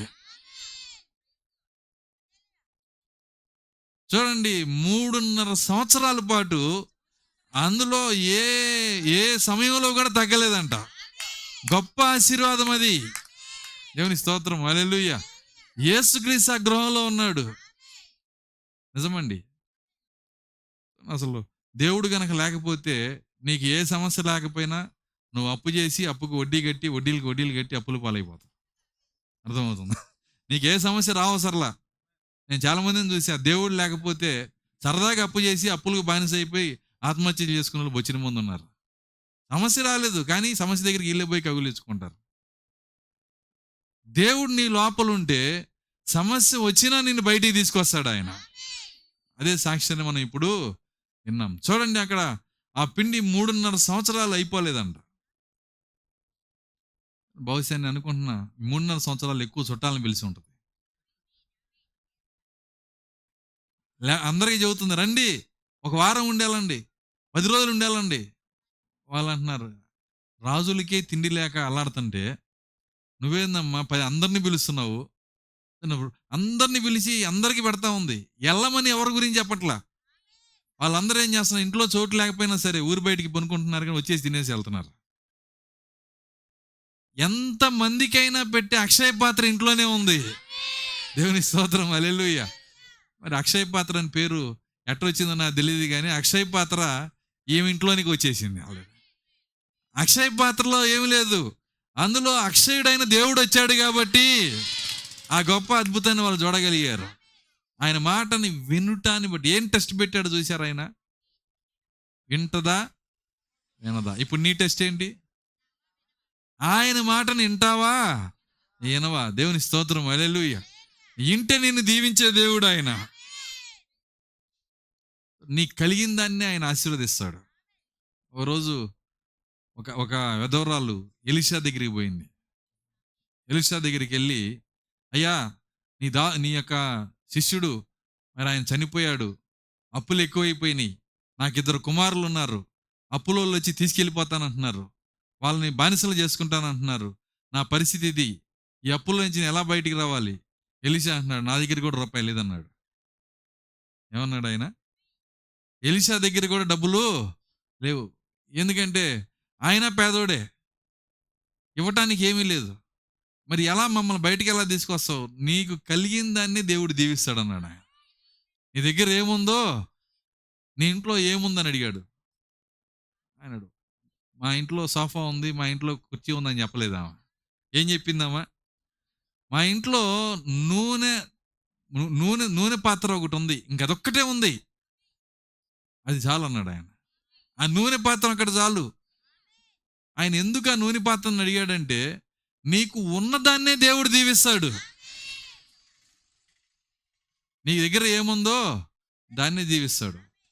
మీ దగ్గర ఏముంది? అందరూ భోజనాలు పెడతానికి 5 రొట్లు 2 చేపలు, అదే తీసుకురండి. అది లేకుండా పెట్టరా? ముందు నీ విధేయత నాకు కావాలి. ముందు నువ్వు దేవుని మాట వింటావా లేదని చూస్తాడు ఆయన.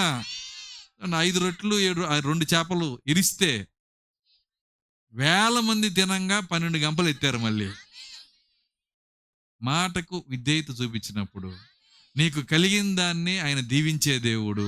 ఆయన మాటకు నువ్వు విధేయత చూపించినట్టుగా దేవుని కనపరుచుకోవాలి. ఆయన మాట బైబిల్లో ఉంది, దాన్ని వెతికి దాని గురించి ఆలోచన చేయి. అయ్యో, ప్రభు ఇలా చెప్పాడు, దేవుడు ఇలా చెప్పాడు. నీ నోట్లో వాక్యం ఉండాలి, దాన్ని నీ జీవితంగా మార్చాలి. అప్పుడు నువ్వు నిజమైన క్రైస్తవుడు అవుతావు. చూడండి, అక్కడ ఎప్పుడైతే ఆ నూనె డబ్బా ఉందని చెప్పారో, చాలు, నాకు అర్థమైంది నిన్ను ఎలా అప్పుల నుంచి బయట తీసుకురావాలో. ఇంటి పక్కల వాళ్ళ దగ్గరికి వెళ్ళి ఎక్కడ పాత్ర దొరికితే ఆ పాత్ర అప్పు తీసుకురండి, రేపు ఇచ్చేద్దాం. వాళ్ళు ఏం చేశారంటే చుట్టుపక్కల వాళ్ళందరి దగ్గర నుంచి పాత్రలు తెచ్చారు, డ్రమ్ములు తెచ్చారు, ఇంత డ్రమ్ములు తొట్టిలు తెచ్చారు, ఇంటి నిండా పెట్టేశారు, మొత్తం పెట్టేశారు. ఎవరి దగ్గర తెచ్చే అవకాశం లేదు. దాదాపుగా 1000 లీటర్లు బట్టే కెపాసిటీ వచ్చింది అక్కడ. ఎన్ని లీటర్లు అండి? 1000 లీటర్లు. లీటర్ 200. ఏంటది? నూనె. లీటర్ 200 నూనె 1000 లీటర్లు వస్తే అమ్ముకుంటే ఎంత డబ్బులు వస్తాయి? చూడండి, అవన్నీ పాత్రలు పెట్టినాక పోయి చూడమన్నాడు ఆయన. తలుపు తీసి చూస్తే ప్రతి పాత్ర నిండా నూనె ఉంది. ఆయన అమ్ముకొని అప్పులు తెచ్చుకొని మిగిలిన దాంతో బతకను అన్నాడు ఆయన. ఆశ్చర్యకరుడు ఆయన, అద్భుతాలు చేసే దేవుడు ఆయన, నీకు కలిగిన దాన్ని దీవించే దేవుడు ఆయన. ఆయన మాటలో విజయం ఉంది, ఆయన మాటలో శక్తి ఉంది. అందుకే మరేమంటుంది, ఆయన మాట మీరు వినండి. అంతే. చూడండి, ఇక్కడ వినేటప్పుడు నీ సొంత మనసు తీసేయాల. పనోళ్ళు ఏం చేశారంటే వాళ్ళు మాట్లాడుకున్నారు, నీళ్లు నింపాము, పంపదీసి మనల్ని భయమన్నాడుగా. అర్థమైందా? నింపిన వాళ్ళు నీళ్లు మనమే. మనం నీళ్లు చూస్తా ఎట్ట పోయగలం? పోయమంటే అప్పుడు అంటున్నాడు, పోయి నీళ్లు పోయింది అన్నాడు. సరే, అందులో ముంచి వాళ్ళకి మీరే పోయింది అన్నాడు. అనుకున్నదంతా అయ్యింది. చేతులతో పోసిన కటిక నీళ్లు జగ్గులో పోసుకొని అక్కడున్న విందు ప్రధాని మంచి మంచి అధికారంలో ఉన్న ఆయన, ఒక రకంగా ఊరి ప్రెసిడెంట్ మేయర్ అయి ఉంటాడు. ఆయన ఖాళీ పాత్ర పట్టుకుంటే ఈయన వెళ్ళి ఆ నీళ్లు తీసుకొని వెళ్ళి అందులో పోసాడంట. చేతులు వణుకుతున్నాయి, కానీ ఆయన చెప్పింది చేయాలిగా. ఎంతమందికి అర్థమవుతుంది నేను చెప్తాను? తన మైండ్ ఖాళీ చేసుకున్నాడు, అది నీళ్లు అనేది మనసులోంచి తీసేశాడు, ఆయన మాటకి లోబడ్డాడు. నీళ్లు తానే పోసి తానే ఆ జగ్గులో పోస్తే వాడు బుద్ధిహీనుడు. అవునా కాదా? నువ్వు ఆయన వాక్యం వినేటప్పుడు బుద్ధిహీనులా కనపడతావు, కానీ దాని వెనకాల విజయం ఇస్తాడు ఆయన. హల్లెలూయా. సువార్త ప్రకటనను వెర్రితనము చేత మనల్ని రక్షించుట దేవుని దయాపూర్వక సంకల్పమాయను. ఇది వెర్రితనంగా ఉంటది, ఆయన మాటకు లోబడతాం, అది తెలివిలేని దానిగా ఉంటది. కానీ దాన్ని నువ్వు చేస్తే దాని వెనకాల నీకు విజయం ఇస్తాడు ఆయన. దేవుని స్తోత్రం, హల్లెలూయా. కాబట్టే మరి ఆ యొక్క నీళ్ళని వాళ్ళు ఏం చేశారంటే, మూయిస్తున్నాను నేను, ఆ నీళ్ళని ముంచి సొంత మైండ్ ఖాళీ చేసుకొని ఆ విందు ప్రధాని దగ్గరికి వెళ్ళి ముందు ఆయన దాంట్లో పోసారంట. కనపడుతున్నాయి నీళ్లు, వింటున్నారా? చూడండి, అది తాగి విందు ప్రధాని ఆయన అంటున్నాడు, ఆయన ముఖాన్ని చూస్తా ఉన్నారు, ఏమంటారు, తిడతాడని. ఆయన ఏమంటున్నాడంటే ముఖం వెలిగిపోతుందంట. ఎన్నో పెళ్ళిళ్ళకి వెళ్ళాను కానీ ఇంత మంచి ద్రాక్షరసం పోయటం ఎప్పుడు చూడలేదన్నాడంట ఆయన. అలా నీళ్లు పోసాంగా, నీళ్లు పోస్తే ద్రాక్షరసం అంటాడేంటి, అది కూడా ఇంత మంచి ద్రాక్షరసం అంటాడేంటి, ఎలా సాధ్యమైంది ఇది, ఇంత గొప్ప మహిమ ఎట్లా వచ్చింది, అవమానంతో ముగియాల్సిన వివాహము మహిమతో ఎలా ముగిసింది, అక్కడ ఆదరణకర్త ఉన్నాడు గనక ఈ రాత్రి ఆయన నీ జీవితంలోకి రావటానికి కూడా ఇష్టపడుతున్నాడు. నువ్వు ఆహ్వానించినట్లయితే, కేవలం ఆహ్వానించటం కాదు, రెండోది చాలా ప్రాముఖ్యమైన కార్యం, ఆయన మాట వినాల. నీవు ఆయన ఏం చెప్పాడు దానికి ఆమేన్ చెప్పాలి. నీ సొంత మైండ్ ఖాళీ చేసుకోవాలి, నీ సొంత బుద్ధి తీసేయాలి. అది వెర్రితనంగా ఉన్నా సరే దాన్ని నువ్వు చెయ్యాలి. ఎప్పుడైతే దాన్ని నువ్వు చేస్తావో అది మనకి దీవెనకరమై ఉంది, అదే మనకి విజయమై ఉంది. ఆయన వాక్యములోనే విజయం ఉంది, ఆయన వాక్యమే దేవుడై ఉంది. కాబట్టి ఈ రాత్రి ప్రార్థన చేద్దాము. అందరం కళ్ళు మూసుకున్నట్లయితే ప్రార్థన చేద్దాం. స్తోత్రములు ప్రభువా, కృపగల తండ్రి, మీ స్తోత్రాలు చెల్లిస్తున్నాం. ఈ రాత్రి నాయన నీ వాక్యాన్ని తెరిచి మాతో మాట్లాడిన విధానాన్ని బట్టి వందనాలు ప్రభువా. నామకార్థ క్రైస్తవ జీవితాన్ని ఎలా జయించాలో మాతో మీరు మాట్లాడారు ప్రభువా. ఆయన మీరు ఏమై ఉన్నారో మాకు బయలుపరుచుకున్నారయ్యా. మీరు ఆదరణకర్త అయిన దేవుడవు. అవమానంతో ముగియాల్సినటువంటి వివాహము మహిమతో ముగిసినది ప్రభువా. ఈరోజు నాయన అవమానంతో ముగియాల్సిన కృపాకుమార్ గారి యొక్క జీవితము ఈరోజు సాక్ష్యం అనే మహిమతో ముగిసినది నాయన. దానికి కారణం ఆదరణకర్త అయి ఉన్నాడని మేము నమ్ముతున్నాము నాయన. ఓ గొప్ప దేవుడవు, ఓ మీరు ఇక్కడ ఉన్నందుకు వందనాలు చెల్లిస్తున్నాం. ఈ రాత్రి ఎవరైనా ఆ దేవుడు నాకు కూడా కావాలని ఆశించినట్లయితే వారి హృదయాల్లోకి మీరు వెళ్ళండి నాయన. వారి హృదయంలోకి రండి ప్రభువా. కేవలం చేర్చుకున్నట్టు కాదు, నీ మాటను వినే శక్తి వారికి దయచేయండి. వారి హృదయాలు ఖాళీ చేసుకునే శక్తి దయచేయండి. వారి మైండ్ని, వారి తెలివితేటలను ఖాళీ చేసుకొని నీ మాట ఎంత కష్టమైనా దాన్ని జీవించి గొప్ప దీవెన పొందుకునే కృప నీ బిడ్డలకు దయచేయండి.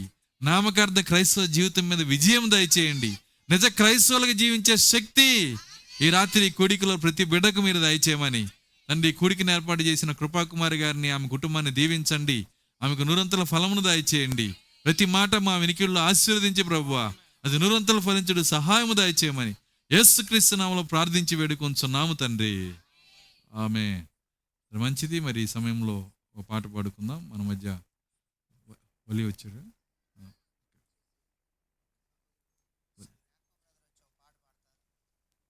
దయచేసి అందరం కూడా ప్రార్థనా పూర్వకంగా మరి నోరు తెరిచి పాడాలని ప్రభు పేరిట మనవి చేస్తున్నాం. హల్లెలూయా.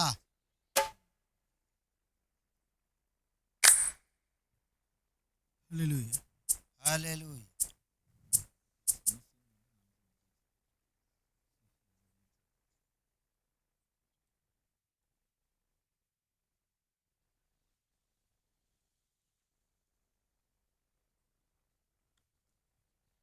హల్లెలూయా. హల్లెలూయా.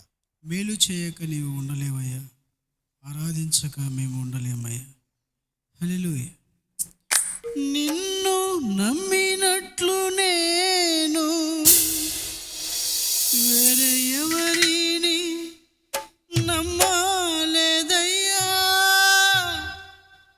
నీకు నాకు మధ్య దూరం ఆమేన్. తొలగించావు వదిలుండలేక.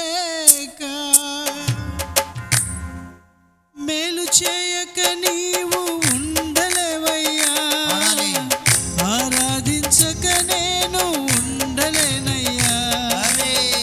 మేలు చేయక నీవు ఉండలేవయ్యా, ఆరాధించక నేను ఉండలేనయ్యా.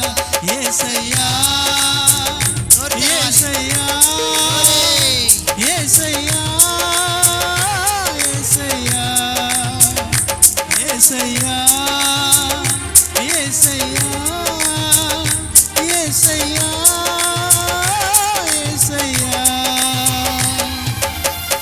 మేలు చేయక నీవు ఉండలేవయ్యా, ఆరాధించక నేను ఉండలేనయ్యా. మేలు చేయక నీవు ఉండలేవయ్యా,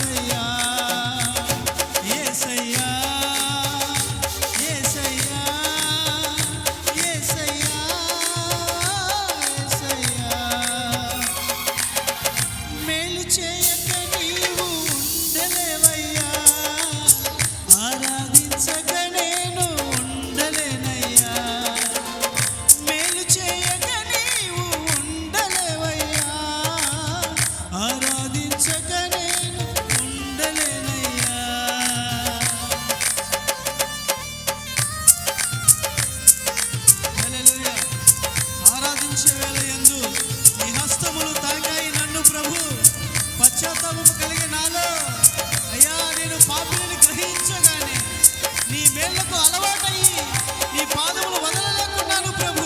హల్లెలూయా.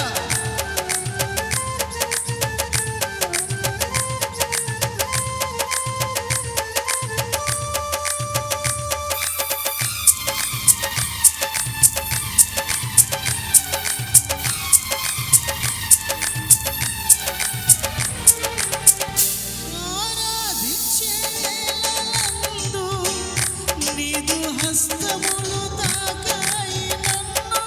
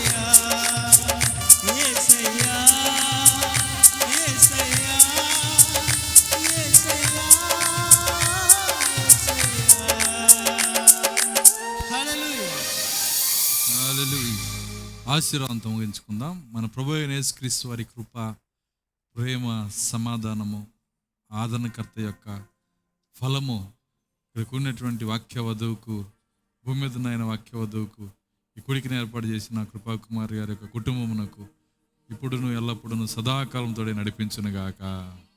మేము అందరం దేవుని స్తుతులు చెల్లించుదాం. హల్లెలూయా, హల్లెలూయా, హల్లెలూయా. అందరికి వందనాలు. God bless you all. చిన్న ప్రకటన చేస్తాను.